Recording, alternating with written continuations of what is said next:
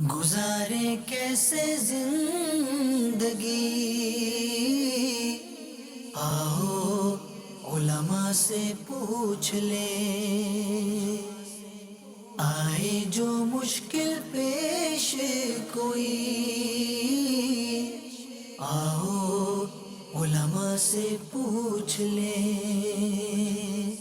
الحمد لله رب العالمين والصلاة والسلام على سيد الأنبياء والمرسلين أما بعد فأعوذ بالله من الشيطان الرجيم بسم الله الرحمن الرحيم الصلاة والسلام عليك يا رسول الله وعلى آلك وأصحابك يا حبيب الله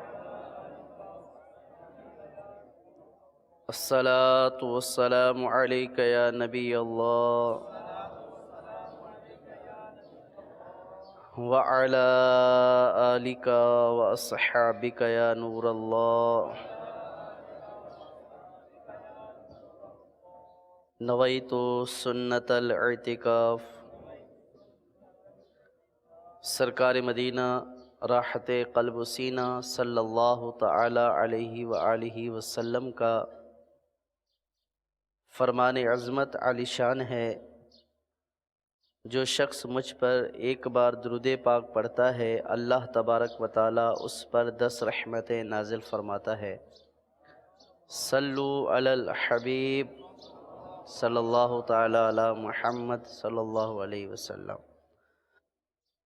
آج کے بیان کا عنوان ہے اجارے کا بیان۔ یہ بہت ضروری چیپٹر ہے، باب ہے، اور یہ ایسا باب ہے کہ جس سے ہر کسی کو واسطہ پڑتا ہے، یعنی یا تو بندہ خود کسی کی ملازمت کرتا ہے، نوکری کرتا ہے۔ یہ جو نوکری کرنا، ملازمت کرنا، کرائے پر کوئی چیز دینا، یہی اجارہ ہوتا ہے۔ جو نوکر ہوتا ہے، جو ملازم ہوتا ہے، اس کو نوکر بھی بولتے ہیں، ملازم بھی بولتے ہیں، اجیر بھی بولتے ہیں۔ تو کوئی نہ کوئی شخص خود اپنا کاروبار کرتا ہے تو کسی کو ملازم رکھتا ہے، اجیر رکھتا ہے، نوکر رکھتا ہے، یا کسی کے ہاں ملازمت کرتا ہے، یا خود کرائے کے مکان میں رہتا ہے، یا اپنا مکان کرائے پر دیتا ہے، تو یا اپنی اور چیزیں کرائے پر دیتا لیتا ہے۔ تو ہماری زندگی کے بہت سے شعبوں سے متعلق یہ بیان ہے کہ ہم نے جب اجارے پر کسی کو کوئی چیز دینی ہے، لینی ہے، تو ان میں کن کن چیزوں کا خیال رکھنا ضروری ہے، اور کون کون سے ایسے امور ہیں کہ جن کے کرنے سے وہ اجارہ ناجائز ہو جائے گا، گناہ ہو جائے گا۔ ہم ملازمت کرتے ہیں، نوکری کرتے ہیں، لیکن ملازمت کا کانٹریکٹ کرتے وقت، کسی کے ہاں نوکری کرتے وقت ہمیں کن کن چیزوں کو بیان کرنا ہے، کن کن چیزوں کو مد نظر رکھنا ہے کہ ہمارا یہ نوکری کرنا اور پھر اس نوکری کے اوپر اجرت لینا جائز ہو جائے۔ بہت سارے لوگ نوکری یا ملازمت تو کرتے ہیں، لیکن ان کا وہ جو معاملہ ہوتا ہے، دونوں فریقین یعنی ملازمت پر رکھنے والا اور ملازم ہونے والا، جب یہ دونوں آپس میں معاہدہ کرتے ہیں تو اس معاہدے میں بعض اوقات ناجائز شرائط یا ناجائز معاملات پائے جاتے ہیں۔ اب یہ بھی اپنی سروسز دیتا ہے، کام کرتا ہے، وہ بھی اس کے بدلے میں پیسے دیتا ہے، معاملہ دونوں کا چل رہا ہے، لیکن بعض صورتیں یا بعض چیزیں اس معاملے میں ایسی آ جاتی ہیں کہ جس کی وجہ سے یہ معاملہ ناجائز ہو جاتا ہے، دونوں گناہگار ہو رہے ہوتے ہیں۔ تو اس گناہ سے بچنے کے لیے اور اپنے اس معاملے کو درست کرنے کے لیے ہمیں کن کن چیزوں کو مد نظر رکھنا ضروری ہے، آج انشاءاللہ اس سے متعلق سنیں گے۔ اجارہ یعنی ملازمت یا نوکری کرنا یا کوئی چیز کسی کو کرائے پر دینا، اس کا ثبوت قرآن پاک سے بھی ہے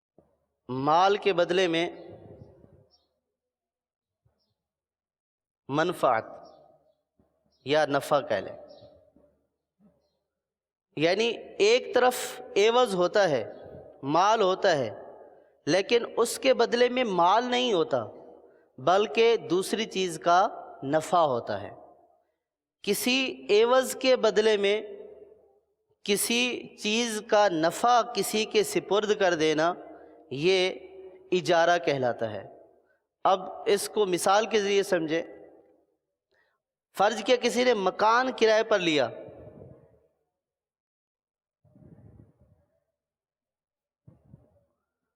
اور اس کے مکان کرائے پر لیتے ہیں تو اس کے بدلے میں اجرت دیتے ہیں۔ اجرت کیا ہوتے ہیں؟ روپے پیسے ہوتے ہیں، مال ہوتا ہے۔ اب ہم نے کرایہ دیا، پیسے دیے، اور اس کے بدلے میں مکان کرائے پر لیا۔ مکان نہیں لیا بلکہ کیا لیا؟ مکان کرائے پر لیا۔ تو جب مکان کرائے پر لیا جاتا ہے تو کیا چیز استعمال کی جاتی ہے؟ مکان کا نفع۔ مکان کا نفع کیا ہے؟ مکان کا نفع اس کی رہائش ہے۔ بھئی ہم نے مکان کرائے پر لیا، یعنی اس مکان کا ہم نفع استعمال کریں گے۔ مکان کا نفع کیا ہوتا ہے؟ اس کی رہائش۔ اگر ہم نے سواری کرائے پر لی تو اب سواری کا نفع کیا ہے؟ اس کے اوپر سوار ہونا۔ ہم نے کپڑے کرائے پر لیے، کپڑے کا نفع کیا ہے؟ اس کو پہننا۔ ہم جو چیز کرائے پر لیتے ہیں اس کے مالک نہیں بن جاتے۔ ہم اگر بس پر بیٹھے، کنڈکٹر کو کرایہ دیا تو ہم بس کے مالک نہیں ہو گئے۔ کس چیز کے مالک ہو گئے؟ کہ یہاں سے لے کر وہاں تک جو اس سواری کے اوپر ہم سوار ہوں گے یہ نفع حاصل کریں گے۔ تو اب جو اجارے کی تعریف ہے کہ مال کے بدلے میں منفعت کا حاصل کرنا۔ اگر مال کے بدلے میں مال ہو، یعنی مال کے بدلے میں مکان خرید لے، مکان مل جائے، تب تو مال کے بدلے میں مال ہو جائے گا، یہ تو خرید و فروخت ہو جائے گی۔ لیکن اجرت میں خرید و فروخت نہیں ہوتی ہے، ایک طور پر ہوتی ہے، نفع خریدا جا رہا ہوتا ہے، منفعت کو لیا جا رہا ہوتا ہے۔ تو اب فرض کیا کہ کوئی کسی ادارے میں ملازمت کرتا ہے، نوکری کرتا ہے، تو اب جب نوکری کرتا ہے تو جو ملازم ہوتے ہیں کیا ادارے والے اس کو خرید لیتے ہیں؟ کیا خریدتے ہیں؟ اس کی ایکسپرٹیز خریدتے ہیں، اس کا جو فن ہوتا ہے، مہارت ہوتی ہے، اس کو خرید لیتے ہیں۔ کہ فرض کیا آپ کیمرہ مین ہیں، ایک مثال دے رہا ہوں عام سی، کہ آپ ہمیں اتنا ٹائم دیں اور اس کے بدلے میں ہم آپ کو اتنی اجرت دیں گے۔ تو ایک ماہر آدمی ہے، ایک فن رکھتا ہے، اس کی ایک ٹائم ہم نے لے لیا کہ آپ اپنی ایکسپرٹیز دیں، مہارت دیں، اس کے بدلے میں ہم آپ کو یہ چیز دیں گے۔ فرض کہ ایک استاد ہے، ایک استاد سے ہم پڑھتے ہیں، جیسے اسکول جاتے ہیں، ٹیوشن جاتے ہیں، تو اب اس استاد سے ہم ٹیوشن لیتے ہیں۔ استاد اپنے فن کا ماہر ہے تو ہم اس کو پیسے دیتے ہیں، اس پیسوں سے ہم کیا خریدتے ہیں؟ اس کا وقت خریدتے ہیں۔ کہ آپ چونکہ استاد ہیں، ماہر ہیں، پڑھاتے ہیں، تو آپ ایسا کریں کہ ہمیں اتنا وقت میں آپ پڑھا دیں اور اس کے بدلے میں ہم آپ کو اتنی رقم دیں گے۔ آپ اجارے کا مفہوم سمجھ گئے؟ اور اسی طریقے سے کوئی کسی کی دکان پر ملازمت کرتا ہے تو وہ ملازم ہوتا ہے، تو اب جو دکاندار ہے، سیٹھ ہے، وہ بندے کو نہیں خریدتا ہے بلکہ اس کے وقت کو خریدتا ہے، تو اس کی منفعت کو خریدتا ہے، اس کا جو نفع ہوتا ہے، کام کرنا جو اس نے ہوتا ہے، 8 گھنٹے وہ کام کرتا ہے، گویا اس نے 8 گھنٹے اس کی منفعت کو لے لیا کہ آپ 8 گھنٹے کام کریں، مجھے نفع پہنچائیں، اور اس نفع کے بدلے میں میں آپ کو اتنی رقم دوں گا۔ تو اب آپ اجارے کی تعریف سمجھ گئے ہوں گے کہ اجارے کا مطلب یہ ہے کہ مال کے بدلے میں منفعت یعنی نفع کا حاصل کرنا۔ عوض ہوتا ہے، ایک طرف عوض ہوتا ہے لیکن دوسری طرف کیا ہوتا ہے؟ نفع ہوتا ہے۔ تو اس کو بولتے ہیں اجارہ۔ مکان بھی ہم کرائے پر لیتے ہیں تو ہم پیسے دیتے ہیں اور اس کے بدلے میں مکان کا نفع یعنی اس کی اندر رہائش کا جو نفع ہوتا ہے وہ ہم حاصل کرتے ہیں، اس کو اجارہ بولتے ہیں۔ اچھا، اب اجارہ کیسے واقع ہوگا؟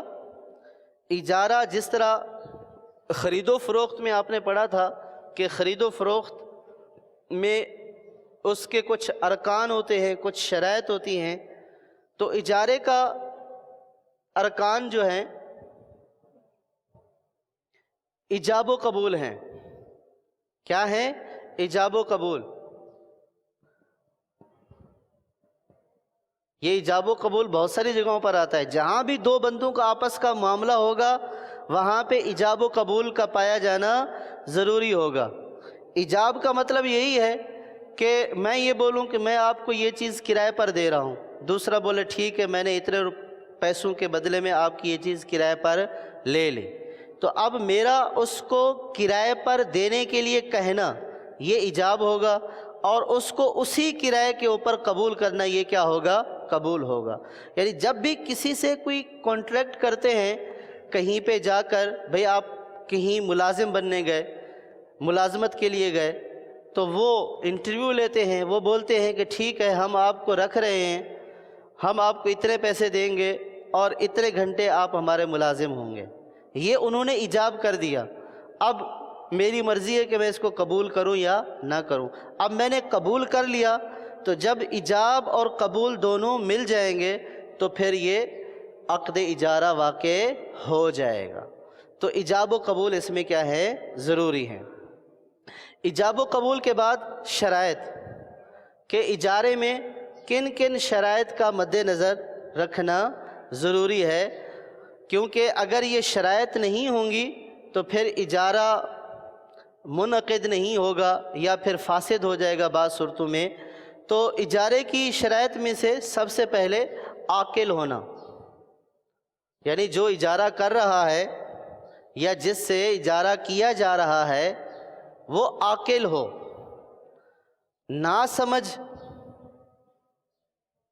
ناسمجھ بچہ یا پاگل اس سے اجارہ نہیں ہو سکتا۔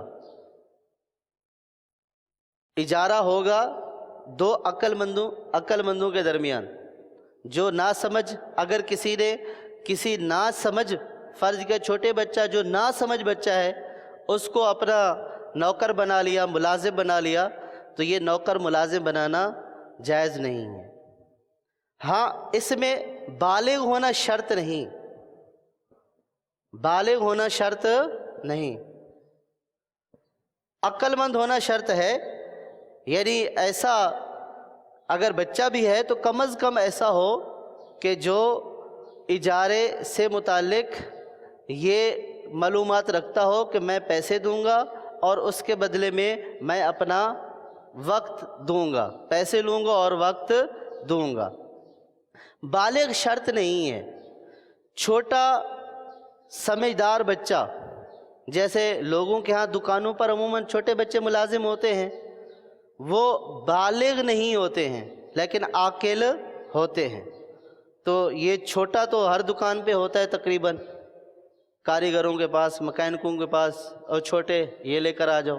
تو یہ چھوٹا جو ہوتا ہے اگر یہ بالغ نہیں ہے تو بھی اس سے اجارہ ہو سکتا ہے، لیکن جو نابالغ ہے لیکن عقل مند ہے اس سے اجارہ ہونے کے لیے شرط یہ ہے کہ اس کی ولی کی اجازت ضروری ہے، وہ خود سے اجارہ نہیں کر سکتا، اس کی ولی کی اجازت کا ہونا ضروری ہے۔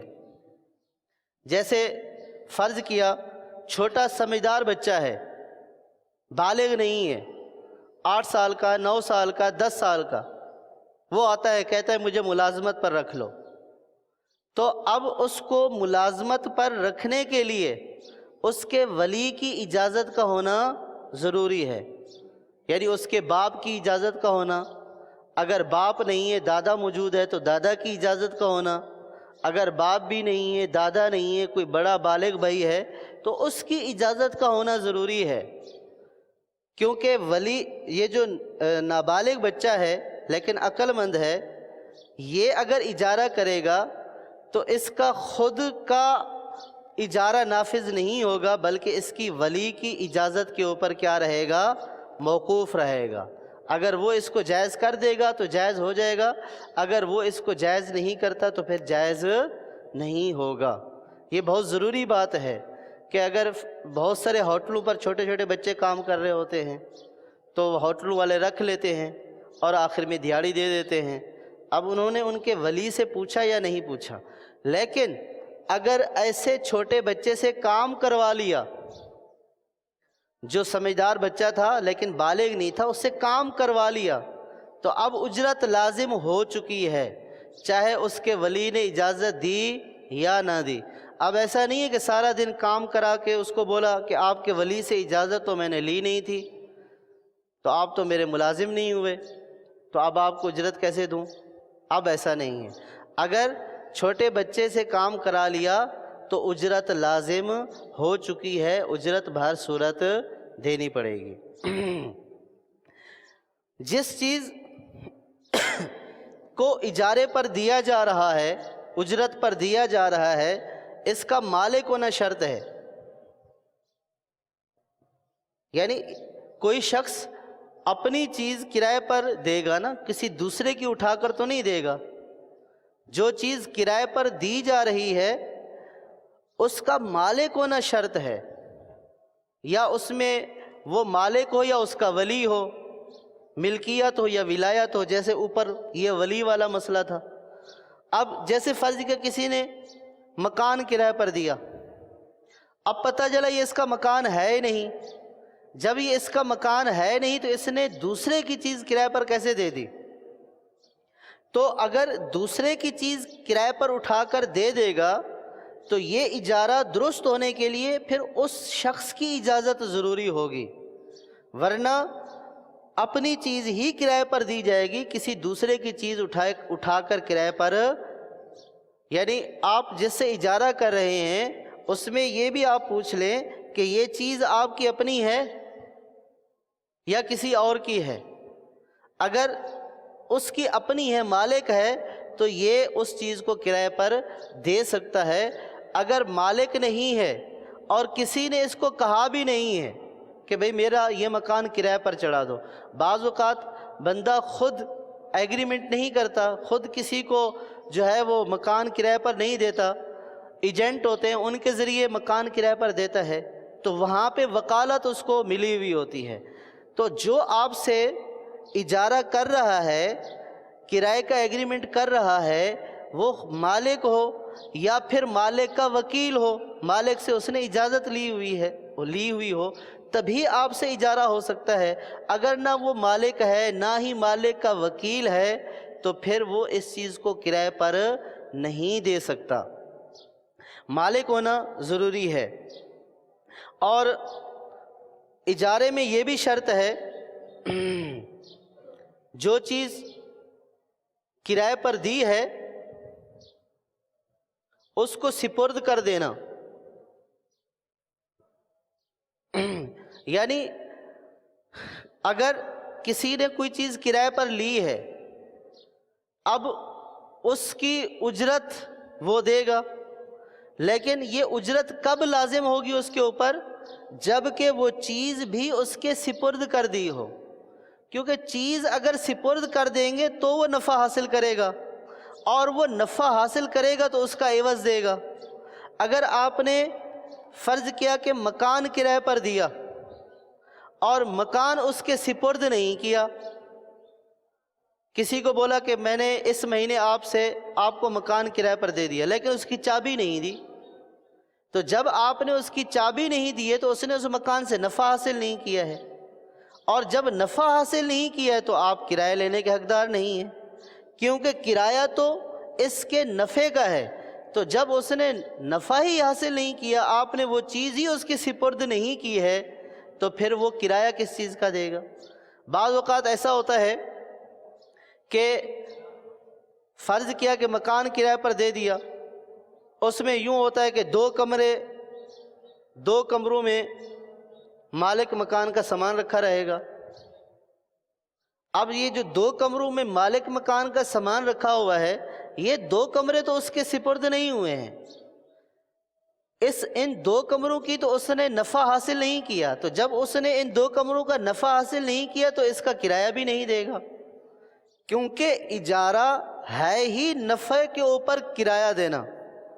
تو جب اس کو چیز سپردی نہیں کیے پوری طرح تو پھر اس چیز کے کرائے کے حقدار بھی نہیں بنیں گے۔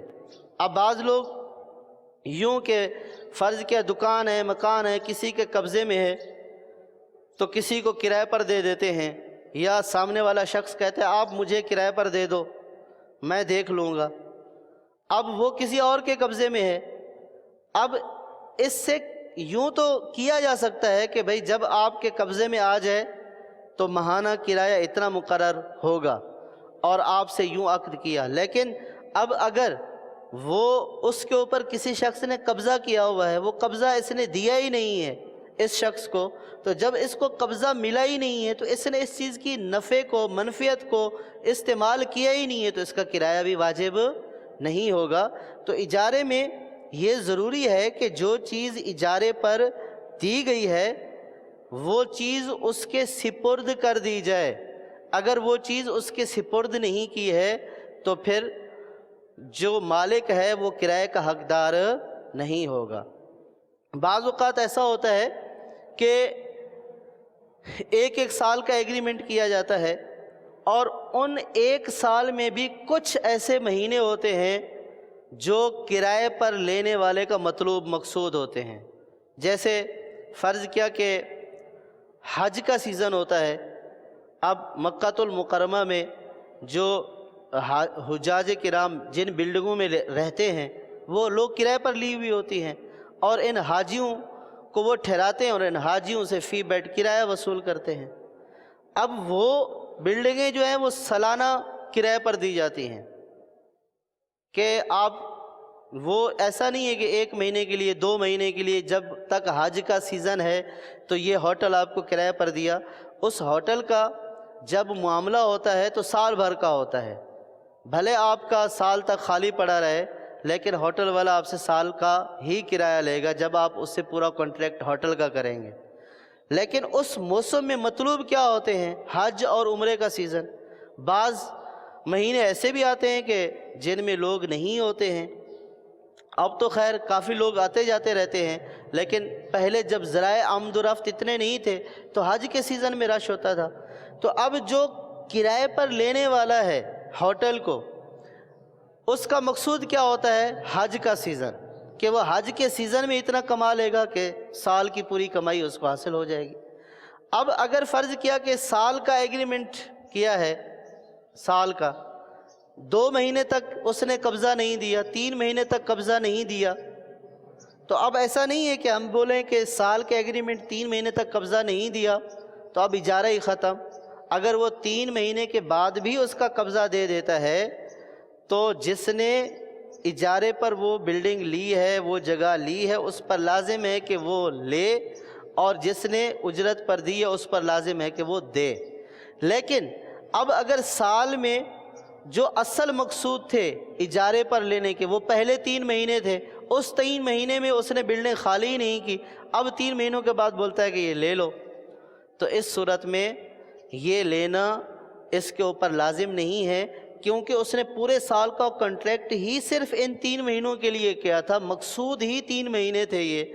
جب وہ اصل وقت گزر گیا اور اس میں اس کو قبضہ نہیں دیا، بعد میں قبضہ دیا جا رہا ہے، تو اب یہ وصول کرنے سے، لینے سے انکار کر سکتا ہے۔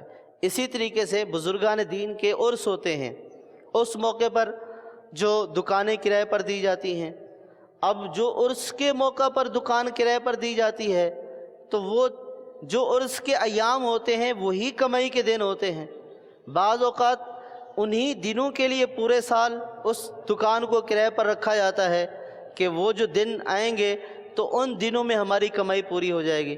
اب اگر کانٹریکٹ تو سال کا کیا اور جو سال کے مقصود ایام تھے اس میں دکان دی نہیں، اور جب وہ ایام ختم ہو گئے بولا کہ یہ دکان لے لو، تو اب یہ انکار کر سکتا ہے، کیونکہ یہاں پہ مقصود جس وقت اجارے پر لینا تھا اس وقت اس نے یہ چیز سپرد نہیں کی، تو اب یہ لینے سے انکار کر سکتا ہے۔ اب اجارے میں شرط یہ بھی ہے کہ اجرت کا معلوم ہونا.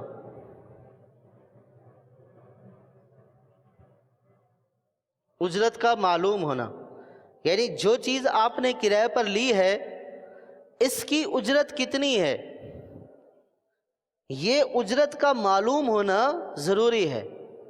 اگر اجرت معلوم نہیں ہوگی کہ یہ چیز کتنے روپے پر یا کتنے پیسوں پر یا اس کے بدلے میں کتنا اور کون سی چیز کرائے پر دی جائے گی، کرایہ دیا جائے گا بدلے میں، یہ اگر معلوم نہیں ہے تو یہ اجارے کا معاملہ درست نہیں ہے، یہ اجارہ جائز نہیں ہے. تو اجارہ درست ہونے کے لیے یہ شرط ہے کہ اجرت کیا ہو، معلوم ہو. اگر اجرت مجہول ہو یعنی اجرت کا علم ہی نہیں ہے کہ کتنی اجرت دی جائے گی تو یہ اجارہ ناجائز ہو جائے گا. اور یہ بھی ہمارے معاشرے میں کافی رائج ہے کہ جب کوئی کسی کو کام پر رکھتا ہے یا اپنا ملازم بناتا ہے تو جب بات چیت ہو جاتی ہے کہتے ہیں کہ کل کام پر آ جانا.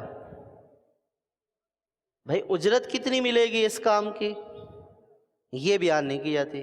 وہ کیا کیا جاتا ہے کہ دیکھ لیں گے، کر لیں گے، جو مناسب ہوگا، بہتر جو ہوگا وہ کر لیں گے، یہ کوئی مسئلہ نہیں ہے.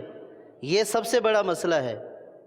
یعنی اجرت ہی اجارے میں معلوم نہیں ہے تو یہ اجارہ ہی ناجائز ہو گیا. یہ شروع میں نے کہا تھا کہ بعض اوقات ایسا ہوتا ہے کہ بندہ کام کرتا رہتا ہے اور اجرت تو اس کو ملتی رہتی ہے لیکن پہلے سے اجرت طے نہیں ہوتی ہے، کبھی اتنی دے دی کبھی اتنی دے دی، تو اب یہ اجارہ کیا ہو گیا، ناجائز ہو گیا. تو لہٰذا اجارہ کرتے وقت اجرت کا معلوم ہونا ضروری ہے. اور بہت سارے معاملات میں ہمارا اجارہ ہوتا ہے، جیسے ہم نے رکشہ کیا، ٹیکسی کی کہیں جانے کے لیے، تو یہ بھی کیا ہے، یہ بھی اجارہ ہی ہے کہ اس رکشے والے کی، اس ٹیکسی والے کی گاڑی ہم استعمال کریں گے فرض کیا 8 کلومیٹر تک، 10 کلومیٹر تک. تو اب 8-10 کلومیٹر کا کرایہ کیا ہوگا؟ تو رکشے ٹیکسی والے یہی بولتے ہیں کہاں جانا ہے، نیپا جانا ہے، بیٹھ جائیں، کرایہ جو صوفی صاحب، مولانا صاحب جو آپ کی مرضی دے دینا، بعد میں دیکھ لیں گے، بیٹھے آپ چلے. تو یہ نہیں، پہلے اجرت طے کرنا ضروری ہے کہ مجھے فلاں جگہ تک جانا ہے، اس جگہ تک جانے کے لیے آپ کتنا کرایہ لیں گے، وہ رکشے والا، ٹیکسی والا کرایہ بیان کرے.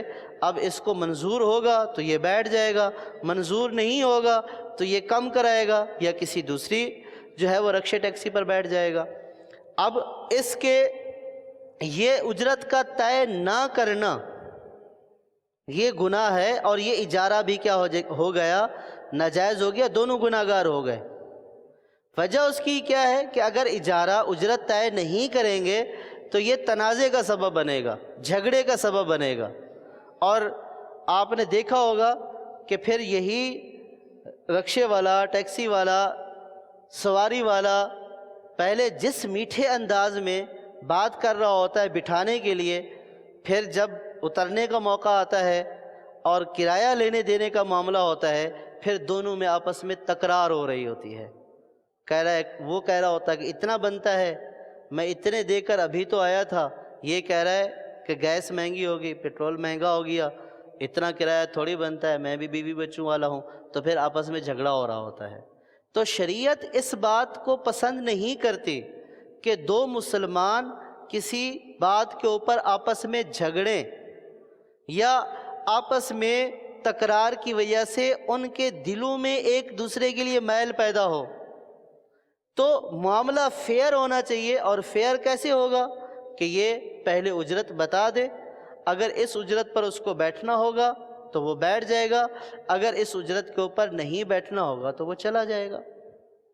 تو اب اگر فرض یہ جھگڑا نہ ہوا، اب اگر کوئی یہ بولے کہ ٹھیک ہے اگر رکشے والا، ٹیکسی والا چپ کر کے رکھ لے رقم، تب تو کوئی جھگڑا نہیں ہوا.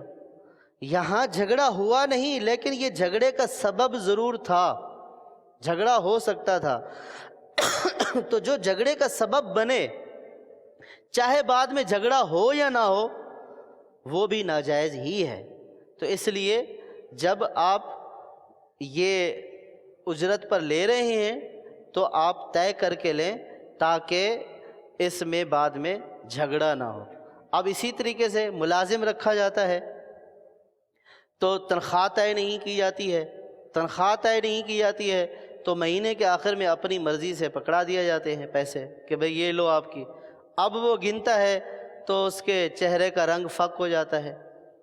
اب وہ ایک دوسرے کو کوس رہے ہوتے ہیں، اس کے سامنے تو ہو سکتا ہے کہ خاموش ہو جائے کہ اس کو نوکری کی ضرورت ہے، لیکن پیٹھ پیچھے کیا کہہ رہا ہوتا ہے؟ یار یہ دیکھو یار، اتنے پیسے دیتے ہیں، سارا دن کام کرتا ہوں اتنے پیسے دیتے ہیں، یہ مزدوری ہوتی ہے، تو یہ مزدوروں کا کوئی خیال ہی نہیں ہے، میرے وقت کا کوئی احساس ہی نہیں ہے، یوں کرتا ہوں میں، یوں کرتا ہوں۔ تو یہ غیبت الگ، اور یہ جو معاملہ کیا اور اس میں اجرت معلوم نہیں تھی، اجرت معلوم نہیں تھی، یہ معاملہ پورا ناجائز ہو گیا، دونوں گناہ گار ہو چکے۔ اسی طرح ہم گھروں میں کام کرواتے ہیں، اپنی چیزیں درست کرواتے ہیں مکینک سے، تو ہم جا کر چیز رکھ دیتے ہیں اور پھر اٹھانے کے لیے جاتے ہیں، ہاں جی کتنے پیسے ہوئے۔ اب بعض چیزیں تو ایسی ہیں کہ ان کا طے ہو شاید کہ بھئی یہ والا فالٹ ہے تو اس کے اتنے پیسے لیے جاتے ہیں، تو اب وہی والا فالٹ اس نے بتا دیا اور اتنی اجرت دے دی۔ لیکن بہت ساری چیزوں میں اور اکثر چیزوں میں ایسا ہوتا ہے کہ ہم اجرت طے نہیں کرتے۔ پلمبر آیا، اب پلمبرنگ کا کام کروانا ہے، مزدور مستری ہے، کام پہ لگا دیا، اجرت طے نہیں کی، یہ سارا اجارہ ہی تو ہے۔ تو ان ساری چیزوں میں پہلے سے اجارہ طے کرنا ضروری ہے۔ مشین خراب ہوگی، واشنگ مشین خراب ہوگی، جڑوانے کے لیے گئے، نہیں پوچھا اجرت کتنی ہے۔ موبائل خراب ہو گیا، ڈال دیا، نہیں پوچھا اجرت کتنی ہے۔ آپ گھر کے سامان اور دیگر چیزوں کو دیکھتے جائیں تو آپ کو پتہ چلتا جائے گا کتنی چیزیں ایسی ہیں کہ اس میں ہم اجرت طے نہیں کرتے اور بعد میں پھر ایک دوسرے سے تکرار کر رہے ہوتے ہیں۔ شرعاً جب کسی سے آپ کوئی کام کروا رہے ہیں اور اجرت پر کروا رہے ہیں تو اجرت کا پہلے طے کر لینا ضروری ہے۔ اب تو ایسا ہے کہ آپ کسی کو بولیں نا، کاریگر کو، کہ اجرت طے کر لیں، کہتا ہے کہ آپ سے کیا لینا، آپ سے کر لیں گے، کوئی مسئلہ تھوڑی ہے، کوئی بے اعتباری والی بات ہے۔ اس میں کوئی اعتبار اور بے اعتباری والی بات نہیں، بلکہ شریعت کا مسئلہ یہی ہے کہ اجرت پہلے متعین ہونی چاہیے۔ اسی طرح اجارے کی شرائط میں سے یہ بھی ہے کہ مدت کا معلوم ہونا۔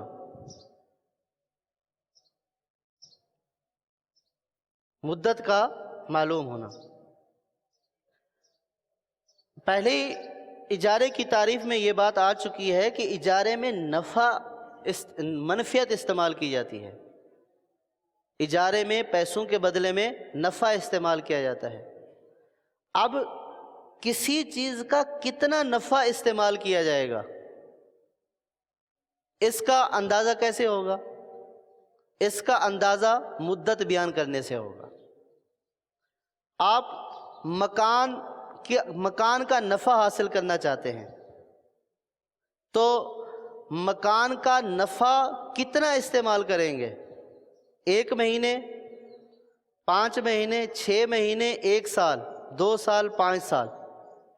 تو جب تک آپ مدت نہیں بیان کریں گے تو اس چیز کا نفع کتنا استعمال ہوگا یہ معلوم نہیں ہوگا۔ تو منفعت کتنی استعمال کرنی ہے کرائے پہ لینے والے کو، یہ معلوم ہونا ضروری ہے۔ اب اس کی بالکل عام فہم مثال آپ یوں سمجھ لیں کہ آپ رکشے پر بیٹھ گئے، آپ نے فرض کیا رکشے والے کو بولا کہ میں آپ کو 50 روپے دوں گا، چلے، تو رکشے والا فٹ کیا بولے گا؟ کہاں چلنا ہے؟ کیونکہ اس کو پتا ہے کہ یہ جو اس نے مجھے پیسے دیے ہیں نا، یہ پیسے یہاں سے لے کر وہاں تک کے ہیں، منفعت کے ہیں۔ اب اگر فرض کیا جانا ہے کسی کو صدر یا جانا ہے کسی کو ٹاور، تو دونوں میں فرق ہے کہ آپ اس شخص کی سواری کی منفعت کتنی استعمال کریں گے۔ آپ صدر تک کریں گے یا ٹاور تک کریں گے؟ آپ صدر تک کریں گے تو فاصلہ کم ہے تو کرایہ بھی کم ہوگا، اور اگر آپ ٹاور تک استعمال کریں گے فاصلہ زیادہ ہے، کرایہ کم ہے۔ اب یہاں پہ جو آپ فاصلہ بیان کر رہے ہیں کہ وہاں تک جانا ہے، اس سے رکشے والے کو یہ اندازہ ہوتا ہے، ٹیکسی والے کو یہ اندازہ ہوتا ہے کہ میری گاڑی کتنی استعمال ہوگی، کتنا فیول استعمال ہوگا، کتنی گاڑی استعمال ہوگی، تو اب وہ آپ کو اس کے مقابلے میں اجرت بیان کرتا ہے۔ تو اسی طرح منفعت یعنی جو نفع ہے اس کا تعین مدت سے ہوگا، جہاں پہ مدت والی بات ہے وہاں پہ مدت سے ہوگا، جہاں پہ وقت والا کام ہے کہ ایک شخص کو آپ نے یہ بولا کہ آپ میرے مزدور ہو جائیں، میں نے آپ کو مزدوری پر لیا، تو اب مزدور کی منفعت استعمال کرنی ہے، لیکن یہ کتنی دیر تک کرنی ہے۔ اب آپ اس کو بول رہے ہیں کہ آپ بتائیں اجرت کتنی لیں گے، تو وہ سامنے سے کیا بولے گا؟ آپ یہ بتائیں کہ کام کتنے وقت کا ہے۔ تو جو آپ اس کو مدت بیان کریں گے تو وہ یہ اندازہ کرے گا کہ میری منفعت جو ہے، میرا جو نفع ہے وہ اتنے وقت کے لیے استعمال ہوگا اور میں اس کے اتنے پیسے لوں گا۔ تو منفعت کا معلوم ہونا ضروری ہے، اور منفعت معلوم ہوگی مدت کے معلوم ہونے سے، اور اگر کام ہے تو اس کام کی نوعیت کے معلوم ہونے سے، اگر وقت کا اجارہ ہے تو وقت معلوم ہونے سے۔ تو مدت کا معلوم ہونا ضروری ہے۔ یہ اس لیے ضروری ہے کہ جب مدت معلوم ہوگی تو جو چیز کرائے پر دی جا رہی ہے اس مدت کے بیان سے یہ پتہ چلے گا کہ اس چیز کا منفعت کتنی استعمال ہوگی، اور پھر جتنی اس کی منفعت استعمال ہوگی اس کے مطابق اس کا کرایہ لیا جائے گا۔ تو اجرت کا بھی معلوم ہونا ضروری ہے اور مدت کا معلوم ہونا بھی ضروری ہے۔ جیسے آپ نے کسی کو ملازم رکھا، دکان پر ملازم رکھا، اب آپ نے یہ کہہ دیا کہ آپ کو فرض کیا ماہانہ 10,000 روپے اجرت ملا کرے گی، لیکن وہ ٹائم کتنا دے گا اس کا تعین ہونا بھی ضروری ہے۔ وہ ٹائم کتنا دے گا اس کا تعین ہونا بھی، اور وہ ٹائم کب سے کب شروع ہوگا اور کب ختم ہوگا اس کا تعین ہونا بھی ضروری ہے۔ فرض کیا کہ بھئی آپ کو 8 گھنٹے کا ملازم رکھا، آپ 8 بجے سے لے کر 4 بجے تک میرے ملازم ہیں، تو یہ بیان کرنا ضروری ہے۔ اور پھر آپ کو کتنی مدت کے لیے 8 گھنٹے کا ملازم رکھا، یہ ٹوٹل مدت بھی بیان کرنا ضروری ہے۔ ٹوٹل عرصہ آپ سے 1 سال کے لیے اجارہ کر رہے ہیں، آپ سے 2 سال کے لیے کر رہے ہیں، آپ سے 5 سال کے لیے کر رہے ہیں، آپ سے 6 مہینے کے لیے کر رہے ہیں، تو یوں مدت کا بیان بھی ضروری ہے، اور کس وقت سے کس وقت تک کتنا کام لیا جائے گا اس کا بیان کرنا بھی ضروری ہے۔ جیسے اب ملازم رکھا جاتا ہے تو ملازم جب رکھا جاتا ہے تو اس کو یہ نہیں بتایا جاتا کہ آپ کو 6 مہینے کے لیے رکھ رہے ہیں، 4 مہینے کے لیے رکھ رہے ہیں، تو اس کی ٹوٹل مدت کا بیان کرنا بھی ضروری ہے کہ ہم نے آپ کو 1 سال کے لیے ملازم رکھا، آپ کو اجرت اتنی دیں گے، آپ کے جو ملازمت کے نوکری کے اوقات ہوں گے وہ اس وقت سے لے کر اس وقت تک ہوں گے۔ اب جو ہے وہ اجرت بھی واضح ہے، مدت بھی واضح ہے، اس کو بھی پتہ ہے کہ مجھے کتنی اپنی جو ہے وہ کام کرنا ہے اور کس وقت سے کس وقت تک کرنا ہے، تو اس صورت میں معاملہ بالکل فیئر ہو گیا، کسی قسم کے تنازع کی اب صورت نہیں رہے گی۔ تو اس بات کا لحاظ رکھنا ضروری ہے۔ ملازم تو بہت سارے لوگ رکھتے ہی ہیں، دکانوں میں رکھتے ہیں، دیگر معاملات میں رکھتے ہیں، تو اس میں ملازمت کی ٹوٹل مدت کا بھی بیان کرنا ضروری ہے۔ کانٹریکٹ جیسے کمپنیاں کانٹریکٹ کرتی ہیں سال بھر کے لیے، 5 سال کے لیے، 10 سال کے لیے کانٹریکٹ کرتی ہیں، یا بعض ملازمتیں ایسی ہیں کہ ان کی مدت ملازمت معلوم ہوتی ہے کہ اس ادارے میں نوکری کریں گے تو 25 سال تک آپ نوکری کریں گے، اور اس کے بعد اگر آپ نے نوکری کرنی ہے تو اس کا پروسیس یہ ہے، تو وہاں پہ ٹوٹل مدت معلوم ہے کہ سروس ٹوٹل اتنی ہی ہوتی ہے۔ لیکن جیسے عام جو اجارے ہوتے ہیں دکانوں پر یا مارکیٹوں میں اجارے ہوتے ہیں، اس میں یہ ملازمت وہ والی ملازمت نہیں ہوتی کہ 25 سال 30 سال، یہ تو 2 سال کے بعد بھی نکال سکتا ہے، 6 مہینے بعد بھی نکال دیتا ہے، 4 دن کام کرنے کے بعد بھی نکال دیتا ہے۔ تو اس میں کام کرنے والے کا تحفظ نہیں ہے اور ناجائز والا پہلو بھی پایا جا رہا ہے۔ اگر آپ نے کسی کو 1 سال کے لیے ملازمت کے لیے رکھا ہے تو اب 1 سال کا وہ آپ کا ملازم ہو گیا، اب آپ بلا وجہ شرعی یعنی بغیر کسی شرعی عذر کے، اس کی رضامندی کے بغیر اس کو نہیں نکال سکتے ہیں، اور وہ بھی اس پورے کانٹریکٹ کی مدت کے درمیان آپ کی اجازت کے بغیر ملازمت نہیں چھوڑ سکتا۔ اجارے میں شریعت نے دونوں طرف کا تحفظ رکھا ہے، ایسا نہیں ہے کہ اجیر کو سہولت ہے تو آجر کو، یعنی جو اجرت پر لینے والا ہے اس کا تحفظ نہیں ہے، دونوں کا تحفظ ہے کہ اگر آپ نے ایک مدت بیان کر دی ہے سال کی 2 سال کی، تو اب وہ سال 2 سال جو مدت آپ نے بیان کر دی ہے اس مدت میں آپ کا ملازم ہے۔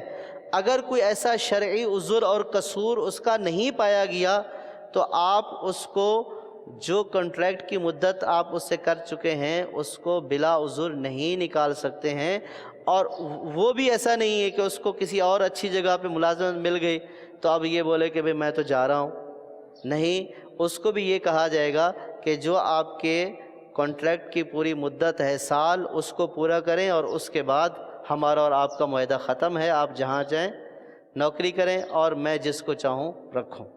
دونوں کا حق، دونوں طرف سے جو ہے وہ حفاظت ہے اور دونوں کے حقوق کا لحاظ رکھا گیا ہے۔ اچھا، جہاں بعض اوقات ایسا ہوتا ہے کہ کچھ کہیں پہ وقت جو ہے وہ عرف کے اعتبار سے متعین ہوتے ہیں، جیسے کسی کو 1 دن کا مزدور رکھا، عام طور پر جو مزدور بیٹھے ہوتے ہیں اس سے 1 دن کی مزدوری کروائی، کسی کو بولا کہ آپ آ جائیں 1 دن کا کام ہے کر لیں۔ اب 1 دن کا کام ہے آپ کر لیں، اب 1 دن شروع کب سے ہوگا، وہ کام شروع کب کرے گا اور ختم کب کرے گا؟ دن تو کب سے شروع ہوتا ہے اور کب ختم ہوتا ہے؟ اب دن ختم ہوتا ہے غروب آفتاب پر، تو اب یہ غروب آفتاب تک کام کرتا رہے گا۔ تو بعض چیزیں ایسی ہوتی ہیں جو عرف میں بھی متعین ہوتی ہیں، کسی کو بولا 1 دن کا کام، تو جیسے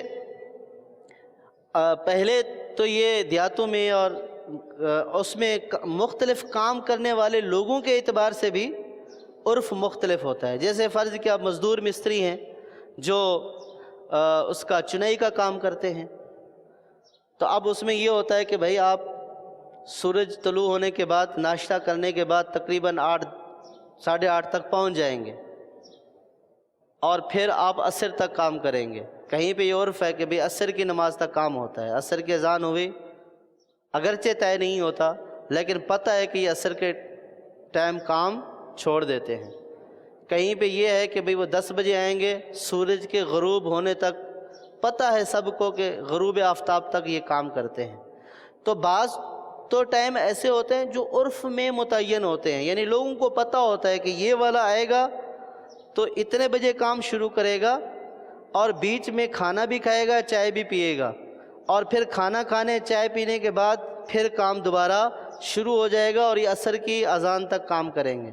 تو ایسی صورت میں وقت متعین ہے، اور اگر ایسا نہیں ہے، دونوں کو پتہ نہیں ہے، تو پھر ٹائم کا تعین کرنا کیا ہے، ضروری ہے کہ آپ 8 بجے آئیں گے اور 4 بجے فرض کیا چلے جائیں گے، 5 بجے چلے جائیں گے، تو یہ 1 دن آپ کام کریں گے پورا اس وقت سے اس وقت تک، تاکہ پھر یہ پتہ چلے کہ اس نے کتنا کام کیا ہے اور اس کی کتنی اجرت بنی ہے۔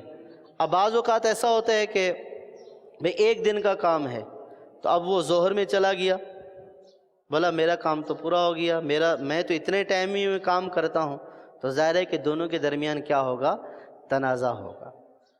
تو اس لیے وقت کا متعین ہونا ضروری ہے۔ اگر وقت عرف سے متعین ہے، پتہ ہے کہ یہ لوگ اتنے بجے کام شروع کرتے ہیں اور اتنے پہ ختم کرتے ہیں، تو پھر طے کرنے کی ضرورت نہیں ہے۔ اور اگر ایسا کوئی تعین نہیں ہے، کمی بیشی ہوتی رہتی ہے، پہلے بھی ختم کر لیتے ہیں، بعد میں بھی ختم ہو جاتا ہے، تو پھر وقت کا تعین ضروری ہے۔ بہت سارے اس چیز میں بہت ساری جگہوں پر خیال نہیں کیا جاتا۔ بڑی بڑی کمپنیز میں، بڑے بڑے آفیسز میں لوگ کام کرتے ہیں، بیچارے 4 بجے تک اجیر ہوتے ہیں، رات کے 8 بجے تک کام کرتے رہتے ہیں، کوئی اوور ٹائم نہیں ملتا ہے، کوئی اضافی الاؤنس نہیں ملتا ہے ان کو، وہ بیٹھے رہتے ہیں، کیونکہ اگر وہ 4 بجے اٹھ کر چلے جائیں تو ان کو پتہ ہوتا ہے کہ کمپنی نکال دے گی، سیٹ نکال دے گا۔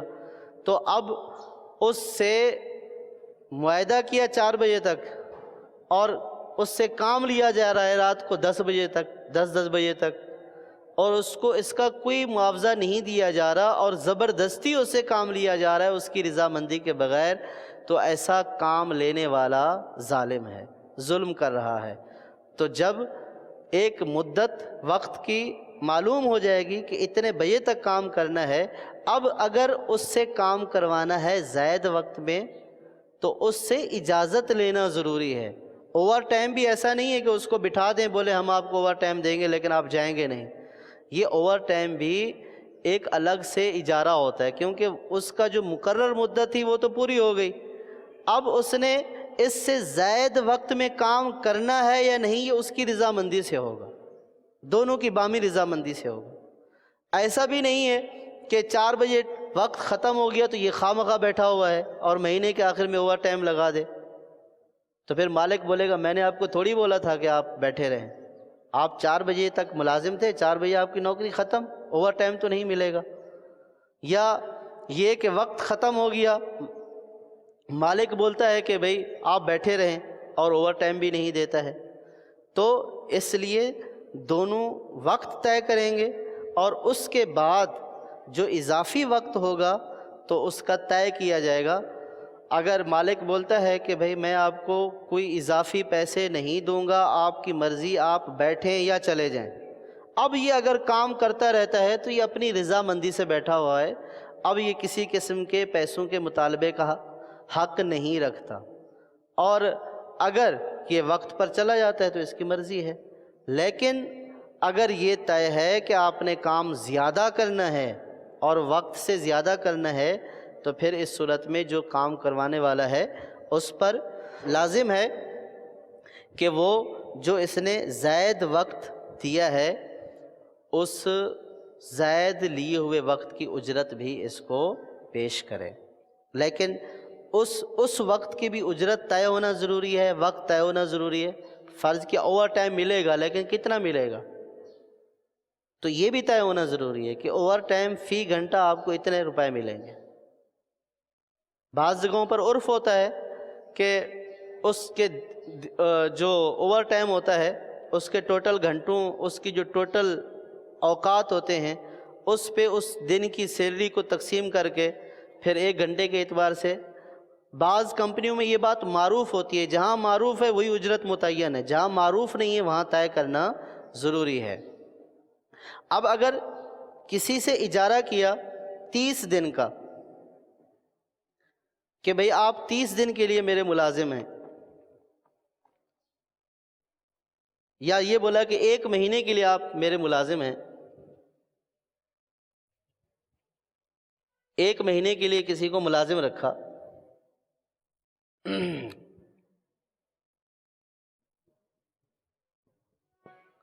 اب مہینہ کون سا شمار ہوگا؟ فرض کیا کسی کو 2 محرم سے 1 مہینے کے لیے ملازم رکھا، اب یہ مہینہ کب ختم ہوگا؟ یہ چاند ہو گیا 29 محرم، فرض کیا چاند ہو گیا 29 محرم، تو اب کیا مہینہ ختم ہو گیا؟ اس کے لیے قاعدہ یہ ہے کہ اگر کسی کو مہینے کے شروع میں، یعنی مہینہ شروع ہوا اسی دن اس کو ملازم رکھا ہے، اسلامی مہینہ شروع ہوا اس دن ملازم رکھا ہے، تو اب مہینہ شمار ہوگا چاند کے اعتبار سے، مہینہ شمار ہوگا چاند کے اعتبار سے۔ اب یہ چاہے 29 کا مہینہ ہو یا 30 کا ہو، کیونکہ چاند 31 کا نہیں ہوتا، 29 کا ہوتا ہے یا 30 کا۔ 29 دن چاند نظر آ گیا تو مہینہ کیا ہو گیا؟ پورا ہو گیا، اور یہ اس نے مہینے کا کام کر لیا۔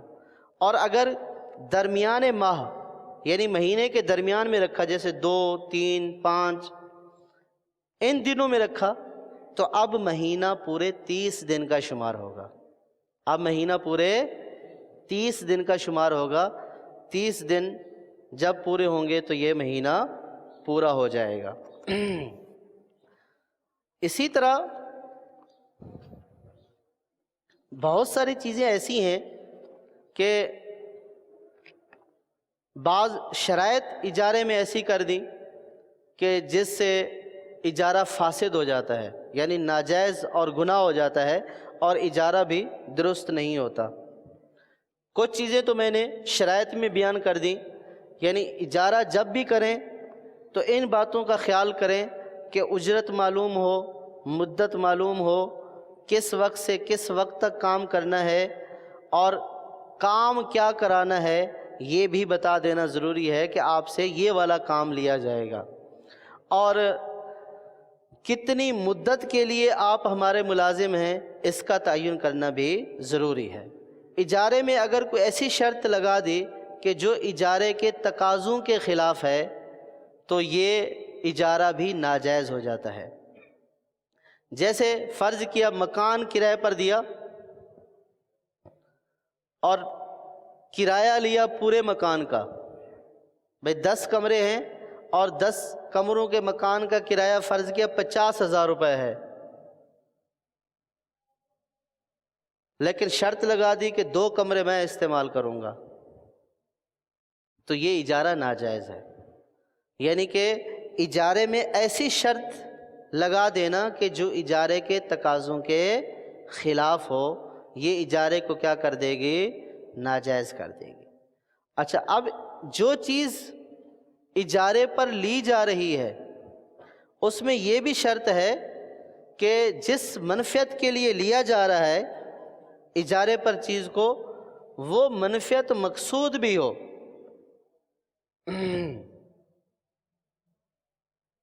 منفعت مقصود ہو اس چیز سے، مثلا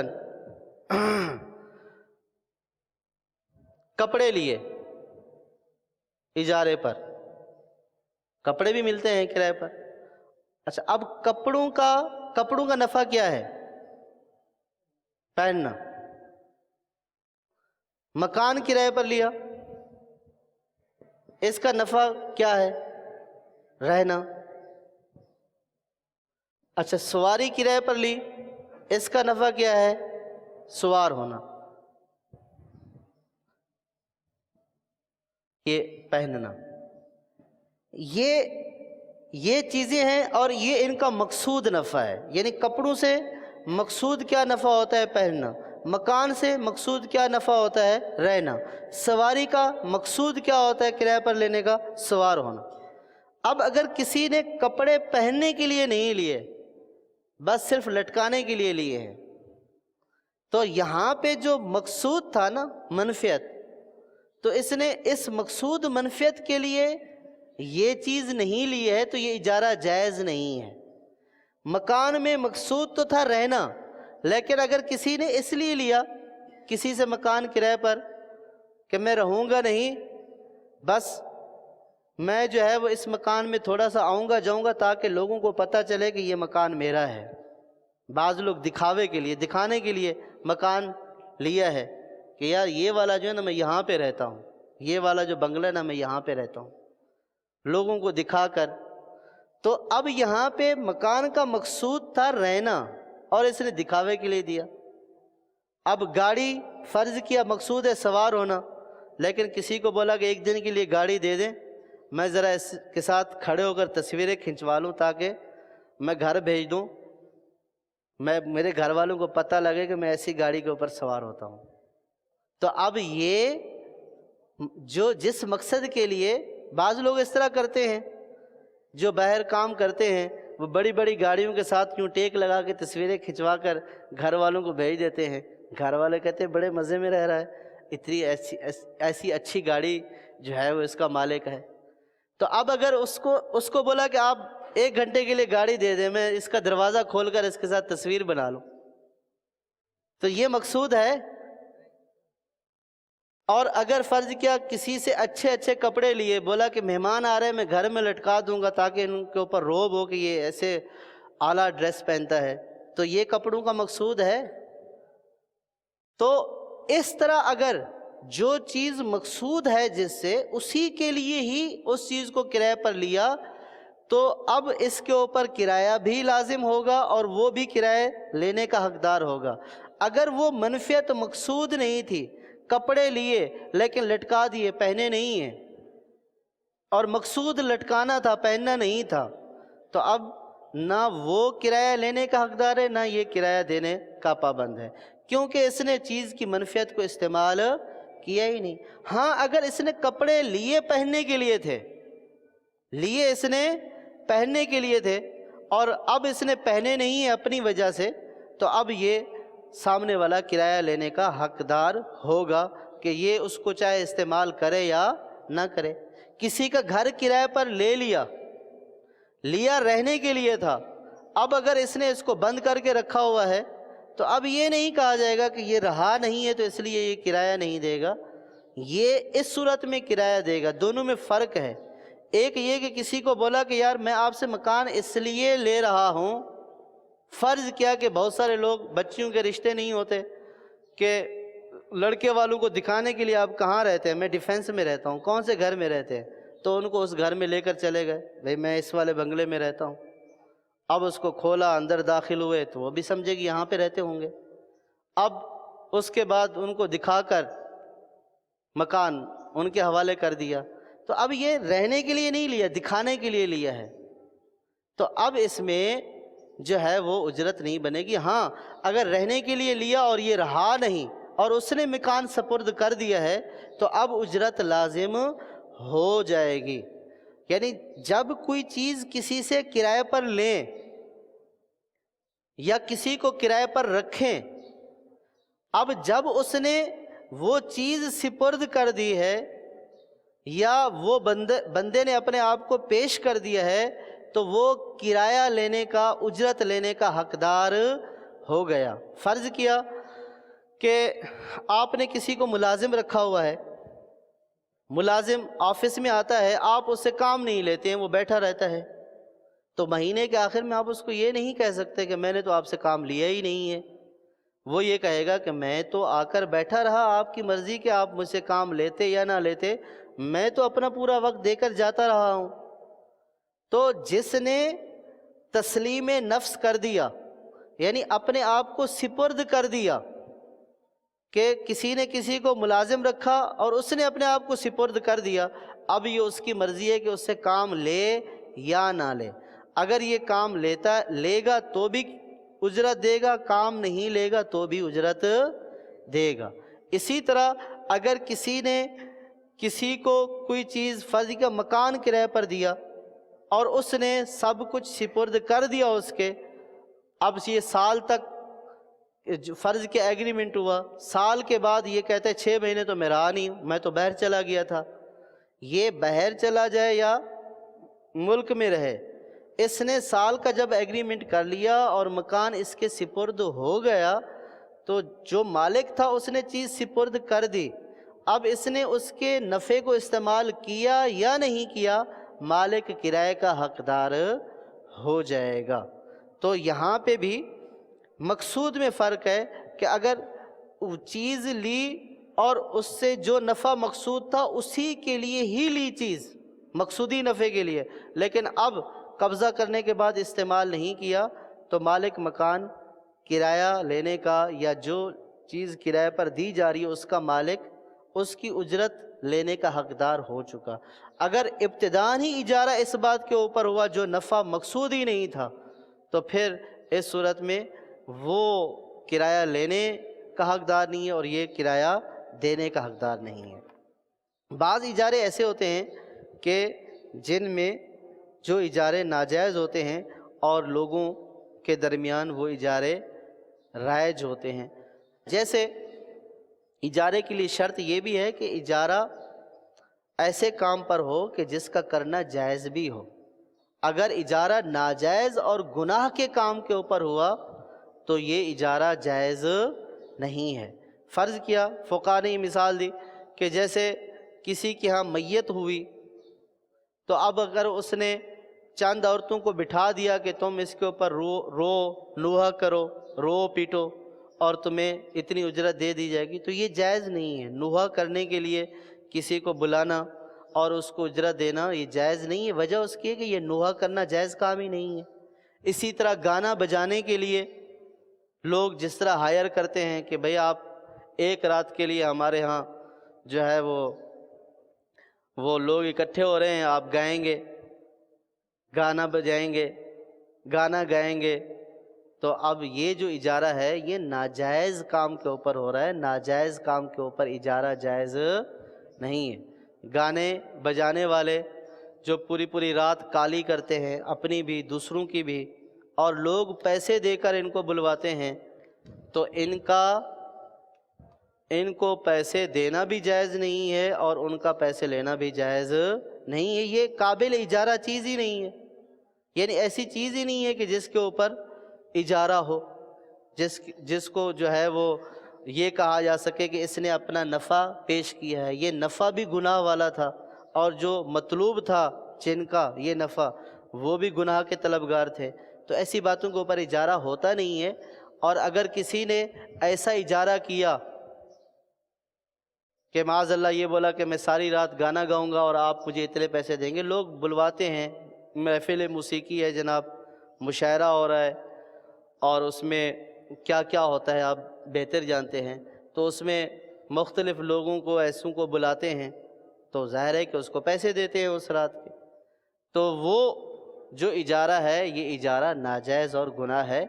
ایسے شخص کے لیے کہ جس نے لوگوں سے اس طور پر اجارہ کیا، یوں گناہ کے کام کر کے لوگوں سے اجرت لیتا رہا، یہ اجرت اس کے لیے مال خبیث ہے، گندا ناپاک مال ہے۔ اس کا حکم یہ ہے کہ جن سے لیا ہے ان کو واپس کرے، وہ نہ ہوں تو ان کے ورثاء کو۔ اگر پتہ نہیں ہے کہ کن کن سے لیا ہے، کہاں سے لیا ہے، تو ایسا مال صدقہ کرنا لازم ہے، ایسا مال صدقہ کرنا لازم ہے۔ اسی طرح اجارے کی ایک صورت یہ ہے کہ جس چیز کے اوپر اجارہ ہوا ہے اسی چیز سے اجرت وصول کرنا۔